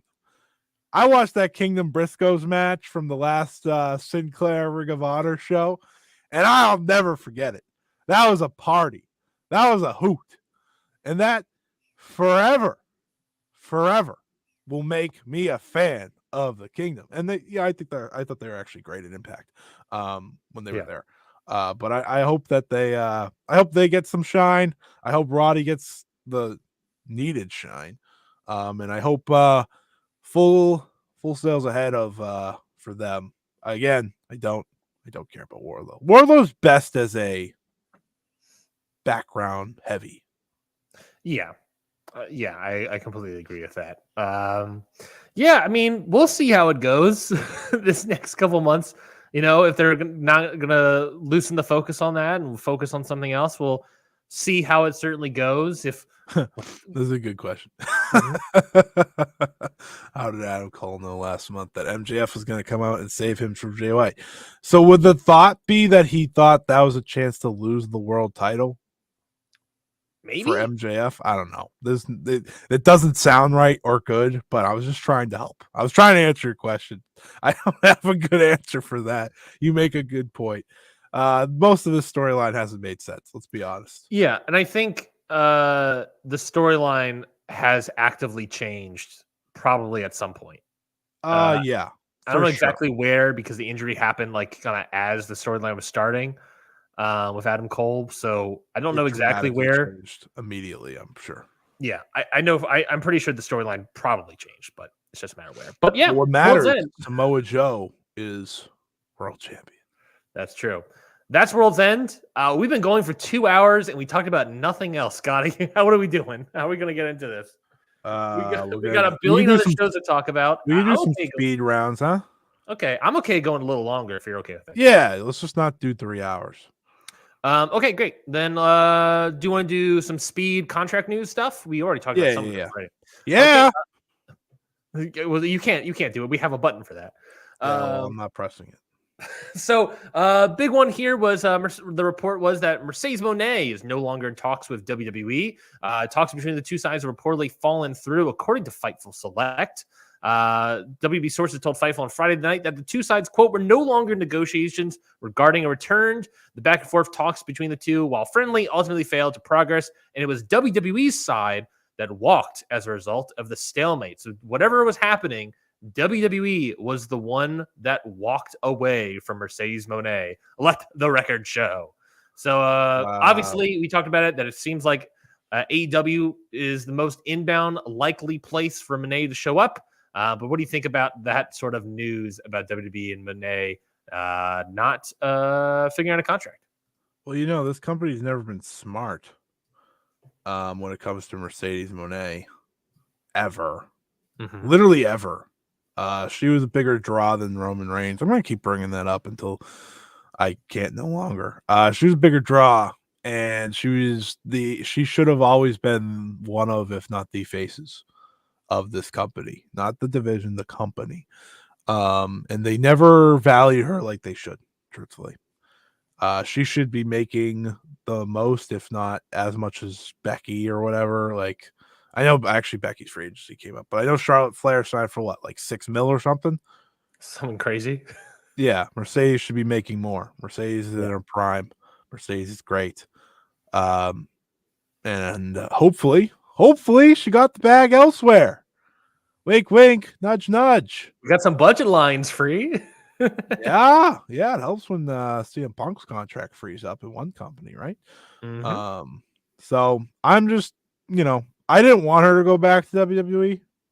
Yeah. I just think like there's so much more excitement outside of it for her. Yeah. Just because like if she goes to AEW, there's still always the potential of, maybe doing more outside. And there's an entire AEW roster that she really hasn't faced yet. Yep. So that's also fun. There's a lot of great women's wrestlers out there, and they're not all in WWE, is my point. The best are not in WWE, in my opinion, but you might be a little biased there, I think. I'm also correct. But yes. I think you're also correct as well. Speaking of Julia has some contract news. Her Stardom contract is set to expire in March, but according to the Wrestling Observer newsletter, Dave Meltzer reports that Julia is likely coming to WWE at the end of March in 2024. Meltzer noted that Julia might not come to WWE right away, but she's leaning towards joining the promotion. Thoughts on Julia potentially coming to WWE? 3 years ago when she joined Stardom, or 4 years ago, whatever it is, there was no doubt in my mind she would be the next one that WWE would want. You look at her star power. She has what EO had when they wanted her. She has everything. It's obvious, and it makes all the sense in the world for her if she wants to go do that. And I think it's perfectly fine. Like I'm not as emotionally torn about it as some people, truthfully. One, because I know how much Stardom has on their roster, and two, she has done everything. Now, she never got the true World of Stardom title reign that she should have got, but she has done everything.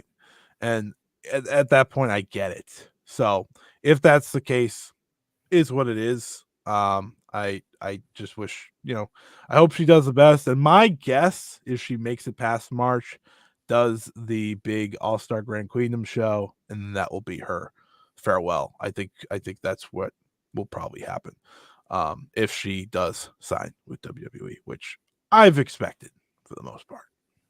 So Jizzle mentions in the chat that report of Tony Khan being uninterested in Julia is insane to me. Insane to everybody. Now, maybe it was just a report because this guy's talking about the free agency for the women's division coming up. So maybe he's looking at Julia. Maybe it was a false report or whatever. But yeah, I don't know. It seems like it was WWE or Stardom, and it's really leaning towards WWE. Unless something radically changes, maybe Mercedes comes in and says, why are we not picking up Julia? Then I would like to do that match. Unless something changes makes no sense. Yeah, it makes no sense. I don't know. You don't have an eye for talent if you don't look at Julia and think, yeah, that would probably be a good person to sign. Yeah. What also fascinating to me is that for Stardom, as we didn't really talk about it, Stardom with Julia losing Julia is not only a big loss in terms of in terms of Japan, in terms of Japanese fans, but she is arguably I don't even think arguably, but I think she is the highest, the most popular Western fan base Stardom wrestler. She sort of picked up that mantle that was sadly left behind by Hana Kimura. I think she ran with it and crushed it. And losing her, that's a big loss. Do we have any idea who the next person is there? They kind of push this idea of Mina Shirakawa. They can go back to Mayu Iwatani. There really isn't, to me, there really isn't like a big person to showcase as the next like Western draw here. I think it comes natural. I agree too, and they could heat up someone like, within the next 3 months. Here's It's the just a thing: matter of doing that.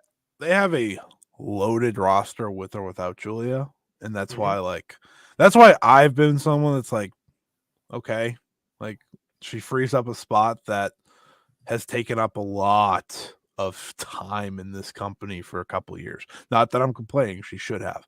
Sure. But they have so many people.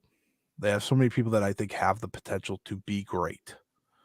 You have Suzuki, you have Azumi, you have Starlight Kid, you have Hanan coming up, you have Maesara who's 21, Mhm. you have a lot to Mhm. work with. And that's just the youngest stars, right? Like there's still the Utamis, the Sayas, and so on and so forth. There will be someone that steps up. There always is someone that steps up for this Mhm. company. They've lost talent time and time again.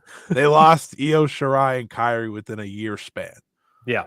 And look at them now. So it's like Julia's not going to destroy them. Mhm. It's going to hurt, obviously. Losing anyone like that's going to hurt. But in time, they'll be okay. They'll be okay. That's why Stardom usually does the best at building talent, so that if this happens, they have someone new to slot in and so forth. So hopefully that is what they plan for. I don't know who the Western talent is.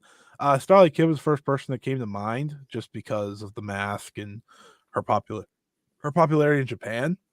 Yeah. And I know she's very popular for Western fans already. But you never know. Someone naturally just a star.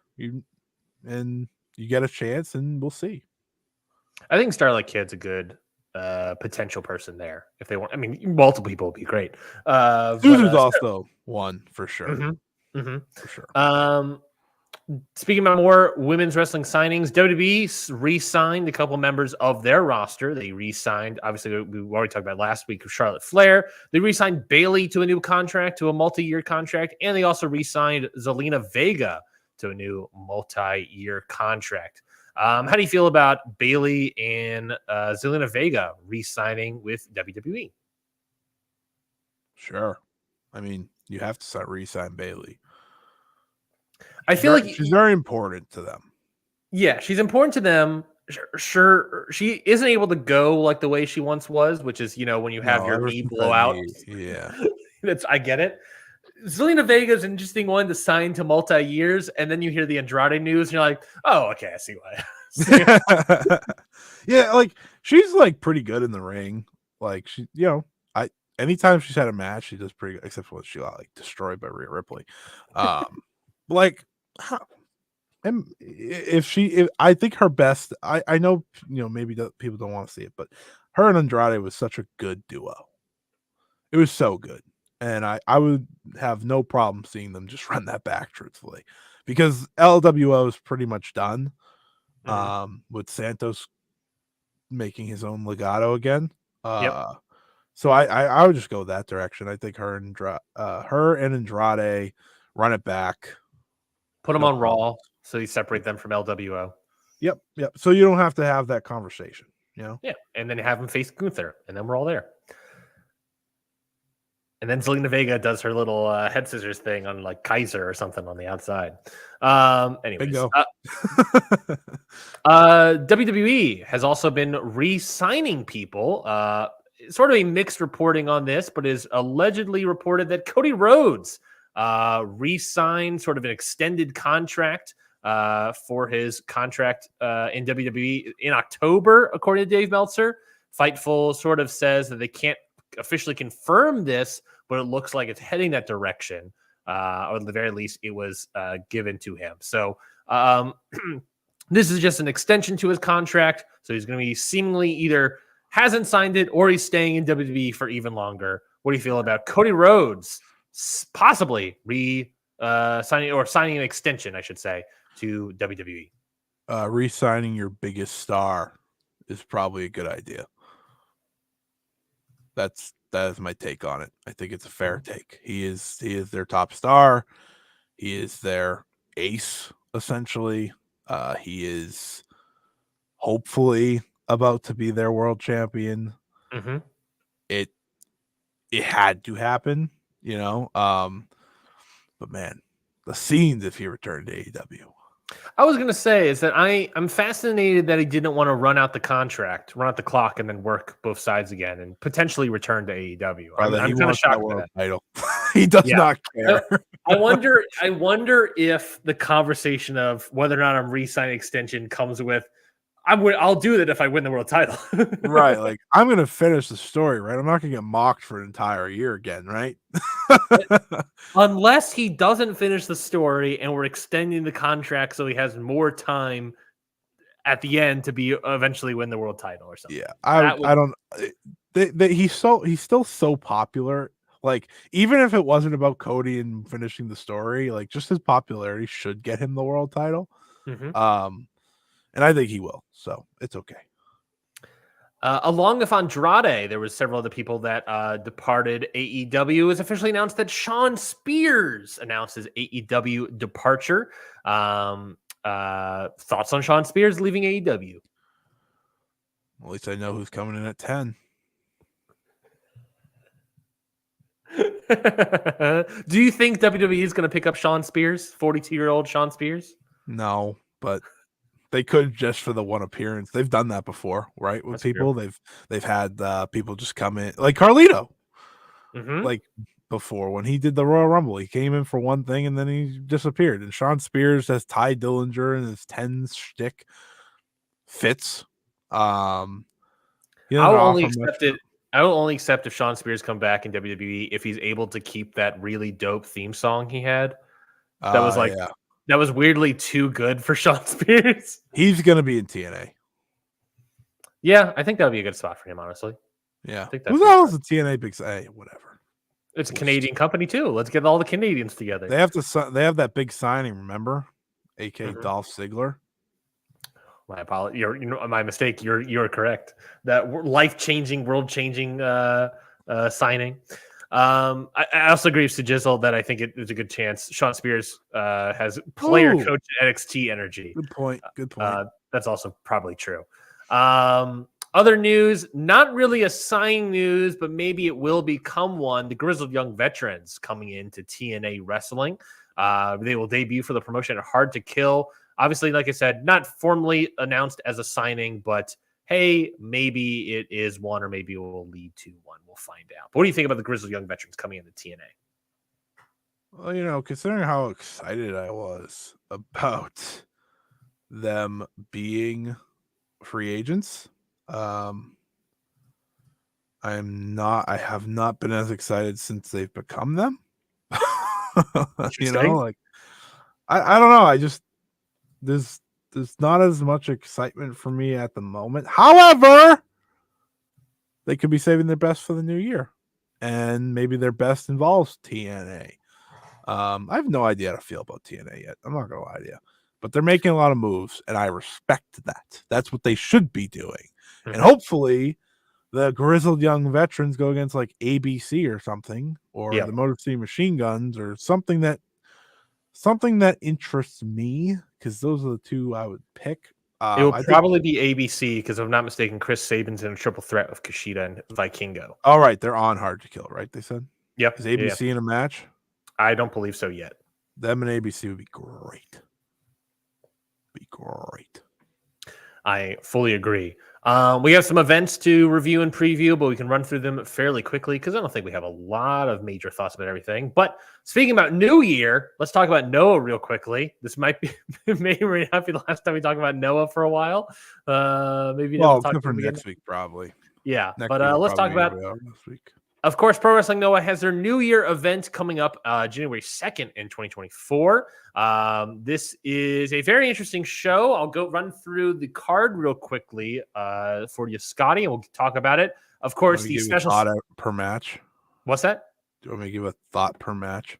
If you want to, I was thinking we just do an overall thought, but we can do individual thoughts. Special singles match. Is the main event here. Naomichi Marufuji versus AEW's Kota Ibushi. I did a podcast this week talking about this match, and 5 years ago, boy, I'd be amped. I'd be amped about this. And we're at a point now where the broken down Marufuji is the one I trust most in this match, which is a shame. Yeah.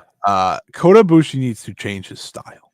That is his best way to move forward. He needs to be the old, hard-hitting veteran rather than the guy that thinks he can still wrestle like Kota Ibushi, which he can't. No, I think that's fair. I think that's a fair thought. We haven't seen that big time Ibushi singles match, and you and I are his first singles match that's coming back. I'm not counting GCW. This is his first singles match that's coming back. We're both unsure if he still got it, and we'll find out, I guess. He would benefit from taking from the Kojimas, the Nagatas, the Suzukis, in wrestling that style.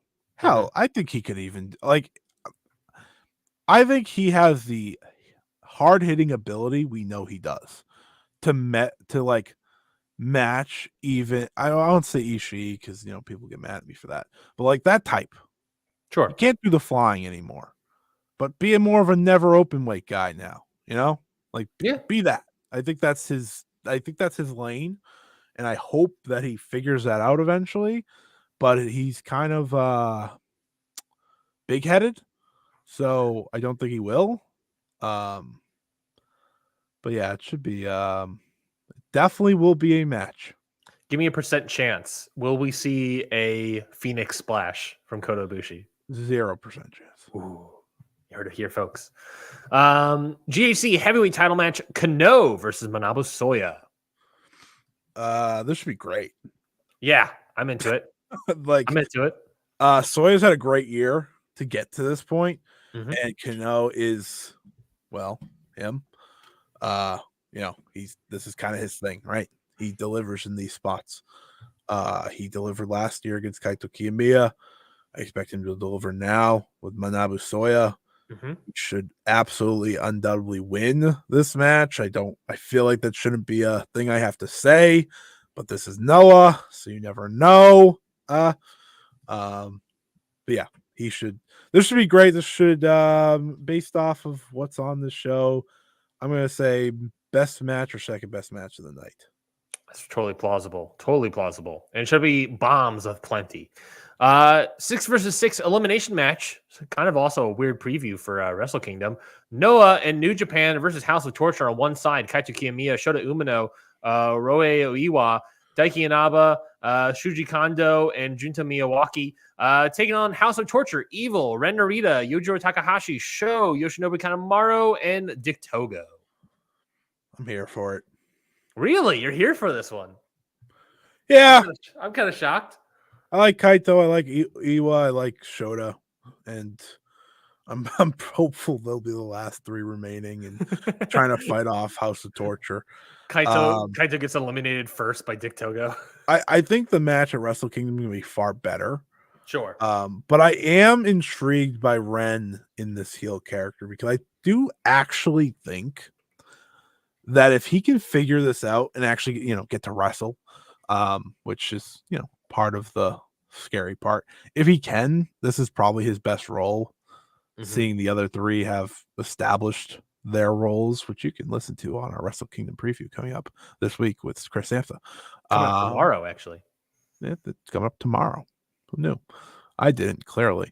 But yeah, that's kind of the way I think about it. It's like, if he can establish himself more because he's got the heat, then I think this is going to be a good spot for him. And yeah, I'm intrigued by this match just because it's in Noah. So it's like, I don't know. I think the House of Torture stuff fits better in Noah.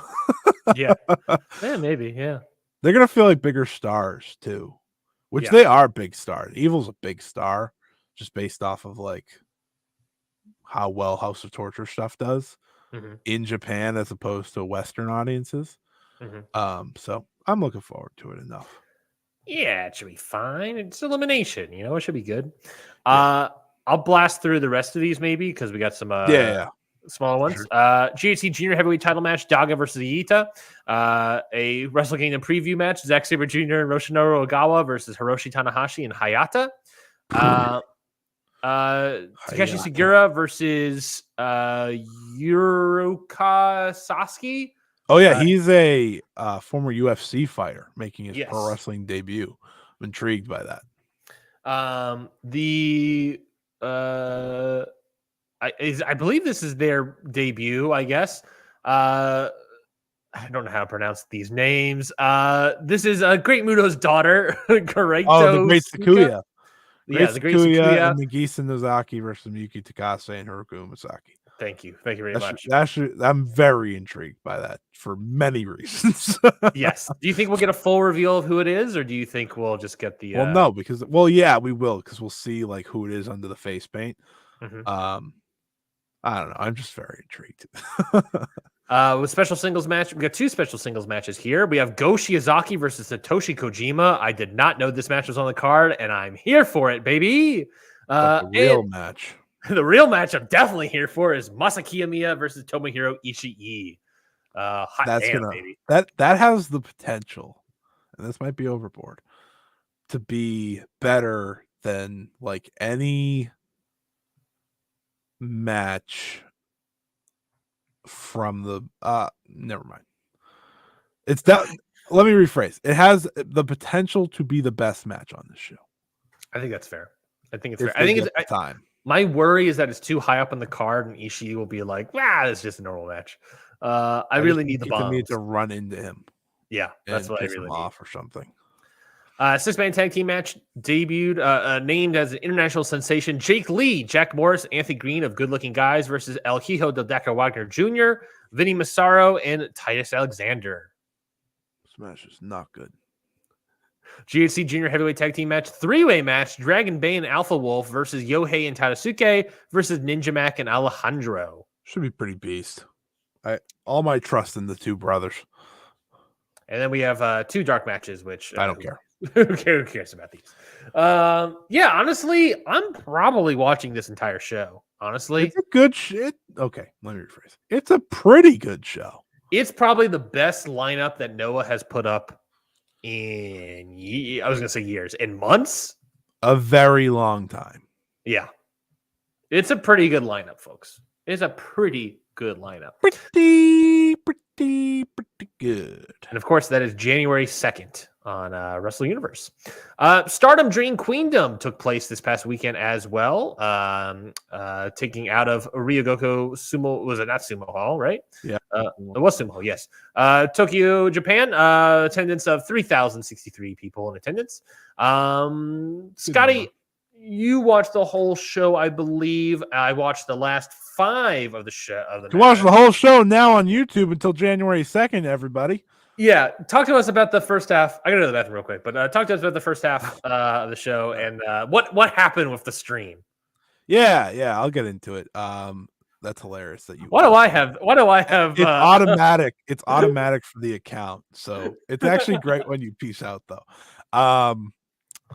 So yeah, this show was it was very important for Stardom this year. If you want to hear my full thoughts on the show, obviously go over, check out the 5-Star Joshi Show stream on Fight Game Media Network's YouTube channel. If you want to hear my complete thoughts again on this show. But the opening card, the rookies were great. Like the rookie division's so good. They're so good. I'm so excited about all of them. And that really kicked off the show in a much needed way. That is, Miyu Amasaki, Azusa Nabezuki versus Irani Yagami, Sayaka Kurara, and Hanako. I thought it was great. Sayaka Kurara really was good in this match. And the next match was, a bit of nothing. 4-way bout was whatever. The match after that, where Mayu Iwatani made her return to Stardom. Obviously, that's what I care most about. Stardom isn't Stardom without her. And I'm very happy to see her back. I thought she had a great effort in this in getting ready. Fuking Death, very over. The trios match, Azumi Nanai Takahashi and Yu versus Mei Sarah, Shuri, and Mina Shirakawa. I thought that was really good. My only complaint, obviously, which is the same complaint as everyone else, is that, of course, Mina Shirakawa should not have been pinned by Nanai Takahashi. That is my one complaint. does seem like they're creating a story for her. I don't really know. I have no idea what they're doing with her, but I digress. That looks to be the way. Aphrodite defending the titles against Natsuko Tora and Momo Watanabe. I really enjoyed this match. I completed their story from earlier in the year. They, in an emphatic fashion, by the way, they pinned both of them at the same time. And I was like, yes, that's how we do it. I'm very happy Aphrodite are champions. I enjoy wrestling when they're together and doing things, and they were great in this match. I know a lot of people were kind of down on it being Tora and Momo, but I thought they definitely lived up to what I hoped from them. We talked about in the preview about how that's sort of the continuation of the steel cage match, so it makes sense as Tora. Yeah, it was a good ending. And so there was a pin miscue in this match, and they kind of worked through it very well. Because if you see pin miscues in like other matches, they'll dwell on it. And the way that someone, kind of told me, and it makes sense watching it back, the referee could have, saw the face sprayed, because that's a thing. Like, Natsuko Tora did not shield the face like she usually does, which I thought was like a interesting little point there. But they worked through it, and I loved the finish of this match. But let's talk about Julia and Megan Bayne, shall we? I feel like this is where Ryan could definitely tag back in, because this was the Megan Bayne show. Yeah, good standout match for her. Yeah, this is the match that you see, or Tony Khan sees, AEW sees, and they're like, "Oh, we are excited." I think she's done cooking. I think she's ready. Let's take her out of the pot. Julia gave her everything. This was a match focused on Megan Bayne, not Julia. And I thought that was very shocking, because I go into these, I'm like, all right, here we go. Julia's gonna punch her in the mouth, and I'm gonna be amped. We got there eventually, but it was all about Megan Bayne. Megan Bayne looked fantastic. Like I just think like. Yeah, I think she nailed it. I think she went out there and did everything she needed to do. That spear was one of the best spears I've seen in her entire run, and she's had a great run of spears. Julia killed it. Julia really, it was sort of like, I don't know, it felt kind of like the Julia Mariah May match to a certain extent to me, where it was like, all right, we're here. We're here for this person. Like, it was like, putting her against Julia was really the stamp of approval like, now she can go. Now she's a wrestler. Now she's here to stay. Well, maybe not. Which here. Is crazy because Julia doesn't impress everyone, I guess. But it's too easy. I thought this match was really good. I thought this match was really, really good. I thought probably Megan Bayne's best match in her career. Yeah. Absolutely. Next up, Mirai and Sayori Ino for the Wonder Stardom Championship. My complaints, if you've listened to any of my other podcasts, have been very much talked about regarding these two. They just don't have the chemistry for a full match. They have the chemistry for closing stretches. They don't have it for a full match, and that was my biggest complaint. The pacing's off. They did this weird 20-second countout thing where Mirai actually looked out of it. And that kind of threw me off for most of the match. The first 20 minutes, I was fully out. Yeah, absolutely. The match was 25 minutes long. Yeah, the last 5 minutes, though, they were great. A lot of near falls, a lot of back and forth. I'm like, this is literally all I wanted from this feud. I wanted this to be a 15-minute match, and I wanted this to be the main crux of it. Like, I wanted this to be it, because they obviously are great. They just don't connect well in these big matches. But I was saying, and I will continue to say, a title change needed to happen here.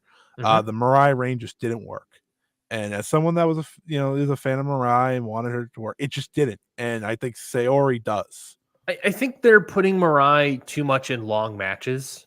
Like, I think that's not her. Yeah. That's not her bag. You put her in shorter matches, as we saw in the last 5 minutes of this thing, and she'll kill it. But it reminds me of Yota Tsuji before the Osprey match. Yota Tsuji really thrived in the shorter matches. Yeah, like 15 minutes or so. And it was like putting it together. I think Mirai needs to face against someone like Shuri or Utami in a long match to really figure it out. Yeah. And I'm okay with just taking 15-minute matches, truthfully. I never have a complaint about that.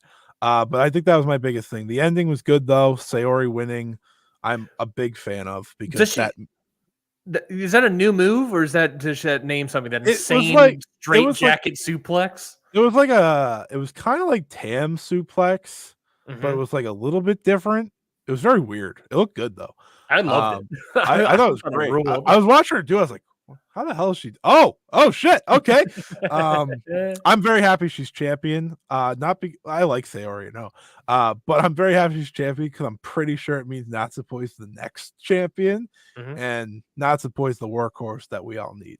So I'm quite excited about that because I believe Natsupoi came out after the match and yes, they had a stare down. I was like, well, you could just tell me it's the next title, like the next big match of this story, but it makes all the sense. I like when Stardom makes sense. It's crazy. I know it's taken a long time to get back to making sense. This show to ask. This show was the show that I think reinvigorated everyone for the new year because they went with people that people wanted, which is a crazy thing. And let's get to the main event. Suzuki and Maika for the World Championship. Very simple. This was a dominant match for the most part. Hard hitting the entire way through. And they made sure to make Maika look strong in the end. Maika is the hand-picked fan favorite domestically. You heard it through the entire match. And her hitting the Jamaica power bomb, and then the 3 Michinoku drivers. It was a great way to get her the win. Yeah, there was that early table spot that that could have been smoother, but things happened, and I was like, it's one of those things where you see it. Sue's feet got stuck under the rope, and I was like, God damn it, that wasn't perfect otherwise. But you see it, and I was just like, disappointing. But I thought the great ending stretch there. Ending of quick main event too. Yeah, ending of the 3 Michinoku drivers, which I'm going to now rename instead of the 3 Amigos, I'm going to name the 3 Amekas. It was so good. It was like that's what you need to really cap off and really cap off and start a title run. Who knows how long it's going to be, but the crowd really loved it. I was into it. Great job on Maika and Suzu. And I think I should say a very good job for like a big time main event for Suzu Suzuki. You're going to have a lot of those in her future. This is her very first big one. And I think she held her own. I think she did a good job. She didn't blow me away or anything. This match didn't. It wasn't about her blowing. That's the thing, right? It wasn't about her blowing you away. It was all about Mike, and I think that was the right choice. Exactly. So it worked well for her where she's at. Eventually, she'll get there and she'll rule. As a massive Suzu fan, who when she won the 5-star, I wanted her to win the title. I had the biggest smile on my face when Maika won. Like, I think that tells you like how fitting this is, and I think she's very much ready for this. Yeah. And I think this is the situation where you have Mayu as IWGP, you have Julia as Wonder, you have Aphrodite as your tag champs. You can go with someone new like this that's unproven to see what happens. You're going to draw with other people. Right, exactly. So I'm excited to see what she does. She called out Julia, Tam, Utami, and Saya right off the bat. And I was like, all right.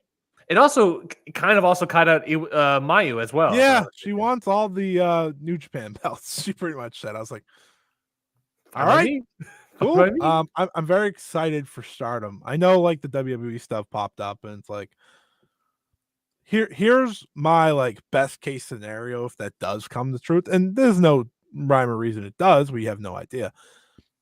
If the best case scenario, right, is that we're replacing these random indie foreign wrestlers that come in with NXT wrestlers, which like would be smart of almost both sides.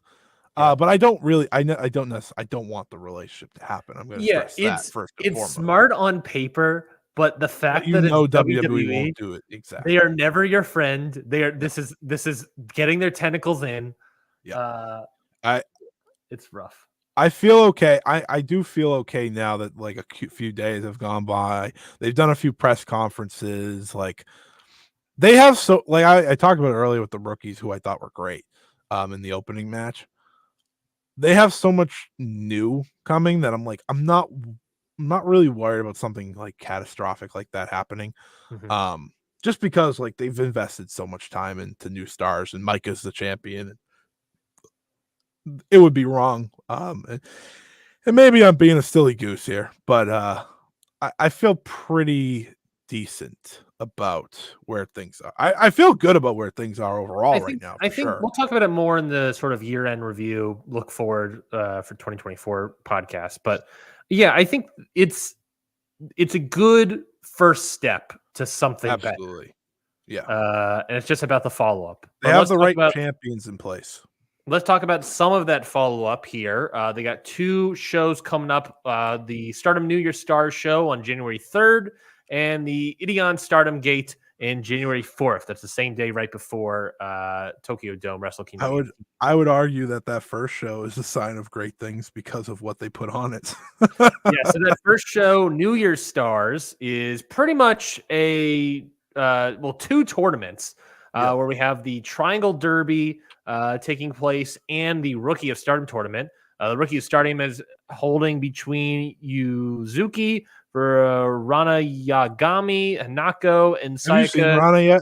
No, I haven't seen. I don't think I've seen any of these people. Okay, yet. Is Rana the new one? Her and Sayaka are. Okay, Rana's the one that loves Shuri, so a lot of her background's like kicking in MMA. Oh, I'm into it. Yeah. I'm already into it. She's gonna be great. Yuzuki's like the future, obviously. Sayaka in the opening match of this show, right? She didn't really impress me in her debut match, but then this was her second match. She had a springboard arm drag and then a freaking spear like Goldberg. And I was like, all right, here we go. I'm excited about the rookies though, and I think the rookie tournament should be good. And then I'm grateful that the Triangle Derby is one night and not 2 months. I fully agree. That killed Stardom earlier this year. Triangle Derby takes place. It's a round robin tournament, apparently a one-night round robin tournament. It's the Barbari single elimination. Yeah, Wikipedia says round robin, and then it's a single elimination. Don't listen to Wikipedia. That's fair. Barbari Bombers, Julia Tekla and Mai Sakurai, the Queen's Quest team of Lady C, Hina, Miya Masaki, Suzu Suzuki, Megan Bain, and Mei Sarai. Queen's Quest team of Azumi, Sai Kamitani, Utami Hayashishida. Stars team of Mayu Utani, Hanan, and Saida. Oedo Tai, Natsuka Tora, Momo Watanabe, and Starlight Kid. God's Eye team of Shuri, Mirai, and Ami Sarai. And Oedo Tai, Ruaka, Rina, and Fukigen Death. Oh, by the way, Fukigen Death said any of those super names. Over. Just want What's that? Fukigen Death was super over. Obviously, I've said this before. They absolutely loved it. Yeah, I'm just happy Triangle Derby's one night. Yeah, thank God. Yeah, is there a reason? Well, we'll get to it. I guess we'll get to when we get to the Ideon Stardom Gate. But why do you think this show is better than Ideon? Just because Ideon is not as good, or what do you think? What? You said that New Year's Stars seems like a more interesting show than the Ideon Stardom. Oh, no, I didn't mean that. I meant it's better than 2 months of Triangle Derby. My apologies. Okay, yeah. No, it's better. It's better. Yeah, it's better than doing that. I like this a lot more. I think one night tournament for the Derby is good. Kind of fits. I feel like it fits the Derby mindset, right? Because like a horse race with the Derby aspects, it's really quick. Like horse races are really quick. So it's like that's the way I see it. I just don't want it to be 2 months. Yeah, it killed all the momentum coming into 2023. It did. It killed momentum. You couldn't tell stories. I want to get back to stories, and I think we're getting back to stories. Hopefully, based off of the Etienne Gate, we are. Yeah, the Ideon Stardom Gate is also happening January 4th out of the Tokyo Dome City Hall. Looking at it, looking at it just by show. I was going to say a 1, maybe 2 match show at best. 2 because Julia is now teaming with Suzu. It was originally scheduled as Julia and Micah versus Suzu and Megan Bain, but after what I'm looking at here. Yes, so after the World of Stardom title match, Suzu was walked out by Julia, and they have since switched it. So now it is going to be Julia teaming with Suzu against Megan Bain, and that's why I'm saying it's a 2 match. Yeah, that's a little spicier. I like that. It's a lot more exciting than it was. And then also on the Korakuen over the weekend, yeah, they have a Korakuen immediately after this. That's part of the problem. But one of the matches they're doing is Mayu and Julia versus Micah and Sayori.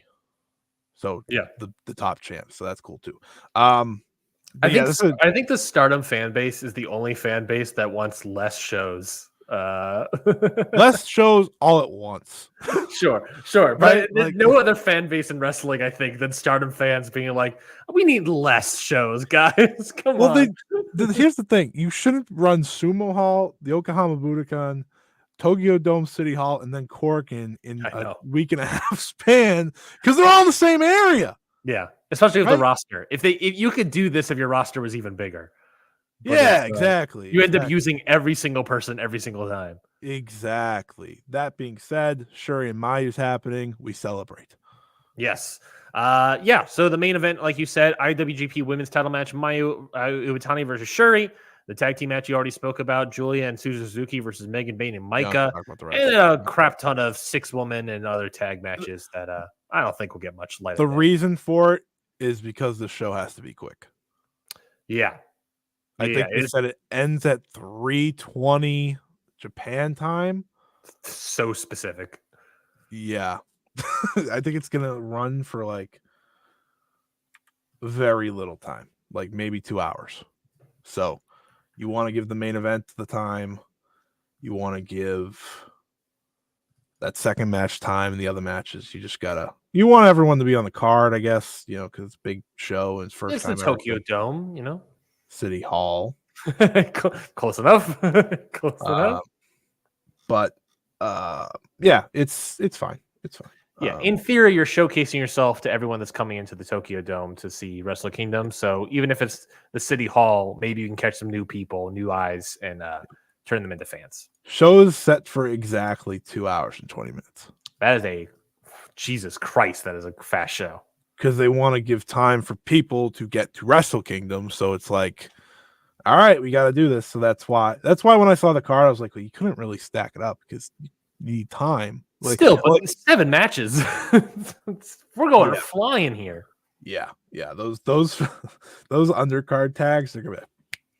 Yeah, it's just cut a match. What are we doing? Yeah, the match 0 might start before the actual start time. I'm guessing. That's fair. The only other thing we didn't get to was the All Japan Mania X 2023 show. I didn't watch it. Big end of the year thing. I watched 3 of the matches: the Saito brothers match, the Charlie Dempsey tag. Saito brothers match was pretty good. I think it would be exactly what you expect, which is pretty good.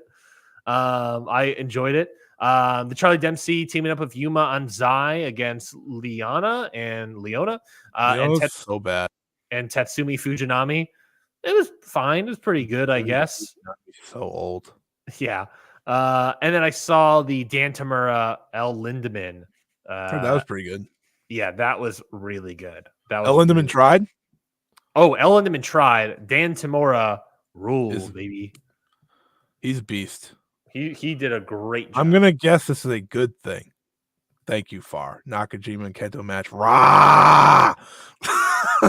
Yeah, I'll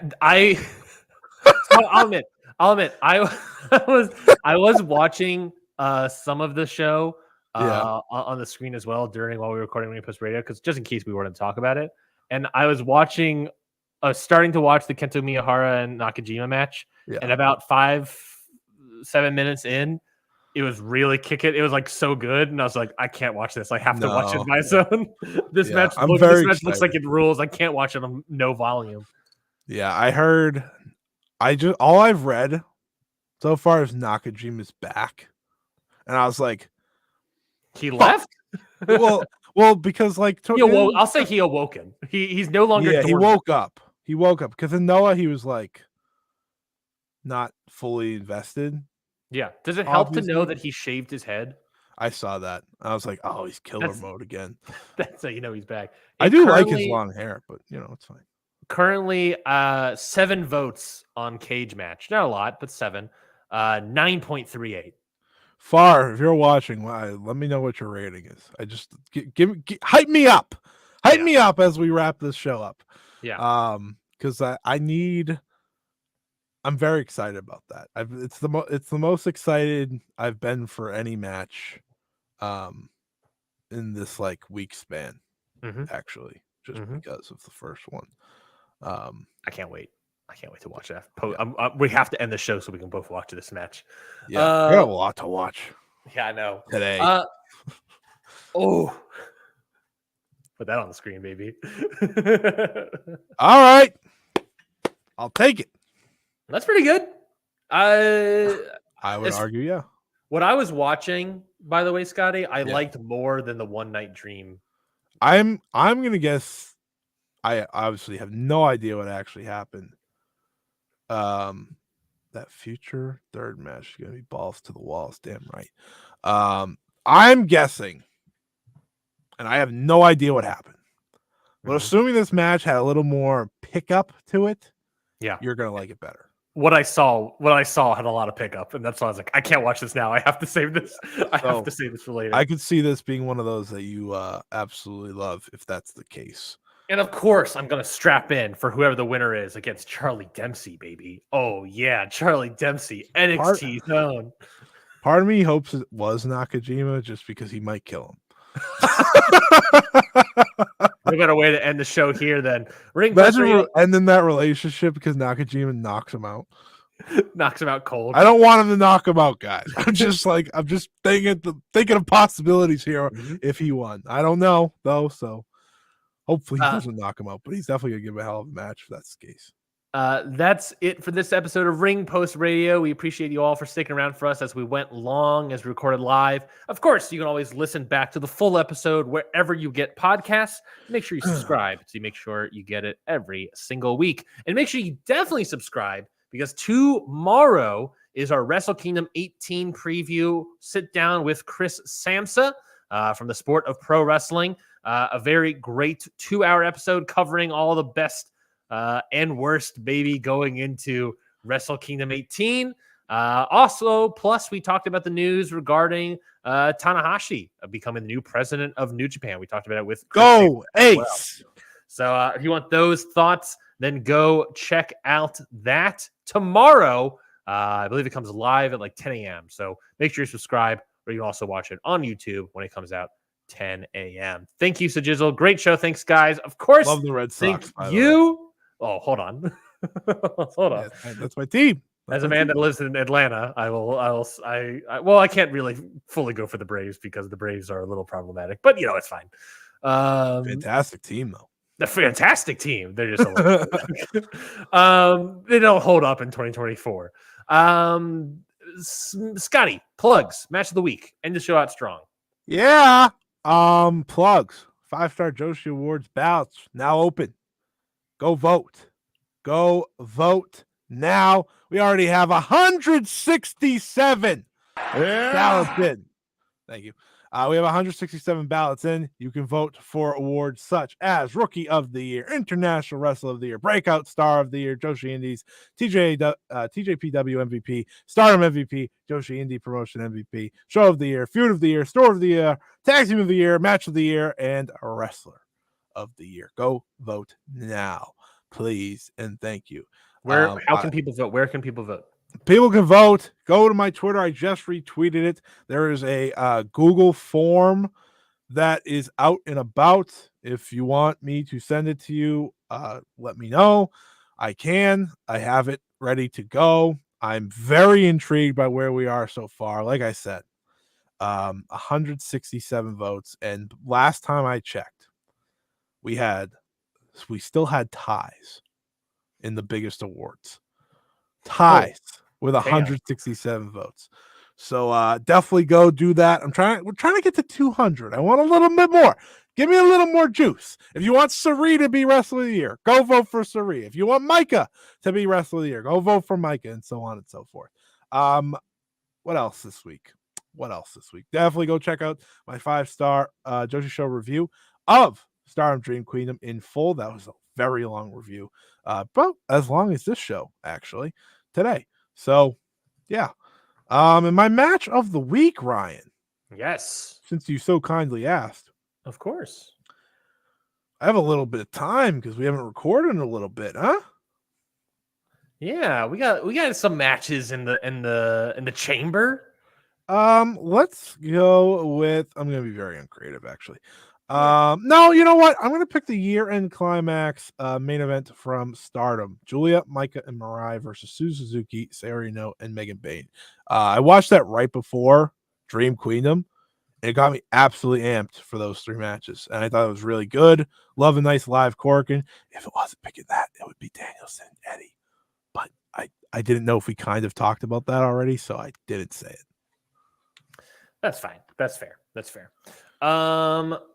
My plugs are I'll tie my plugs into my match of the week. I am going to plug. I am prepping for another episode. I haven't even released the first one. I'm already prepping for the second one of The Ballot, which will be the new Patreon Count Out Patreon show from me in the new year, where we discuss the Wrestling Observer Hall of Fame candidacies for all the new people that are being added to the ballot. First episode will be coming out in January. Hey, you want to know the hard to kill tag title match? Sure, hit me. ABC, the Rascals, okay, Mike Bailey and Trent Seven, and the Grizzled Young Veterans. Why couldn't it just be a 2-on-2? Why'd it have to be a 4-way? I guess I'll take it, but come on. That's upsetting. I'll still take it, I guess. Doing a lot of multi-mans on the show, by the way. We got a triple threat. I got a 4-way. Anyways, yeah. So I'm prepping for the next episode, the February episode, ideally, of The Ballot. The first episode will be coming out in January. If you want to sign up, countoutpatreon.com. Not countoutpatreon.com. Patreon.com/countoutpod. That's where you can sign up for the $5 tier so you can be able to hear the new episode. First episode is going to be about Zack Sabre Jr., already recorded, coming down the pipe. Will probably come out at some point. I'll get a date later. Figure that out. My match of the week, though, is going to be the Usos versus the New Day versus the Lucha Dragons at TLC in 2015 in the WWE Tag Team Ladder match. I'm prepping for the Usos Hall of Fame candidacy, so I'm doing my research right now. I'll give you a hint. That's probably the first great match in the first maybe 5 years of their career in WWE. Actually ever, because they pretty much just entered WWE immediately. But yeah, that was a great match. They didn't have many, so until 2015. So that's a little tease preview of their Hall of Fame, The Ballot episode coming out some point in the future on patreon.com/countoutpod. Follow me on Twitter at Ryan NXT. Follow Scotty at Scott E Wrestling. Follow the whole show at CountOutPod. We have a bunch of great episodes of things to come. We talked about the Chris Samsa Wrestle Kingdom Preview 18 coming out tomorrow. But if you want more New Japan conversation, go to Okada Shorts to get all your New Japan convos with Wrath and Curtis. We also have Stardom Road, which will have a special sort of, not really bonus episode, but a special bonus to their episode coming out on Tuesday. And we also have Your Dose of Death. That's a normal episode, technically. But that's what I meant. Like, it's a bonus to an episode. So yeah. Have fun uploading that, by the way. No, yeah. Give me the stuff file. Is it already in Google Drive, I should ask? I didn't even upload. Just take it from StreamYard. Perfect. I didn't want to download. It was too long. That's fair. And also, we have Your Dose of Death. They're doing big things in the year. They just announced they're going to go weekly. So you get more Your Dose of Death content from Lauren in the new year. Thank you, everybody, for listening to this week's episode of Ring Post Radio. Thank you so much for everyone in the chat for being a part of the conversation all episode long. Scotty and I really appreciate it. We really love those conversations, so keep them coming. And of course, if you have any additional thoughts, you can always give us a ring. 2525 ring PR 2525-746477 is our voicemail. We'll talk to you all next week for another packed show. That's probably going to go long. So we'll see you all next week on Ring. Oh my God, so long. Shit. I forgot about that. That's my real life reaction of I did not realize what next week was. We'll see you all next week. Bye, everybody.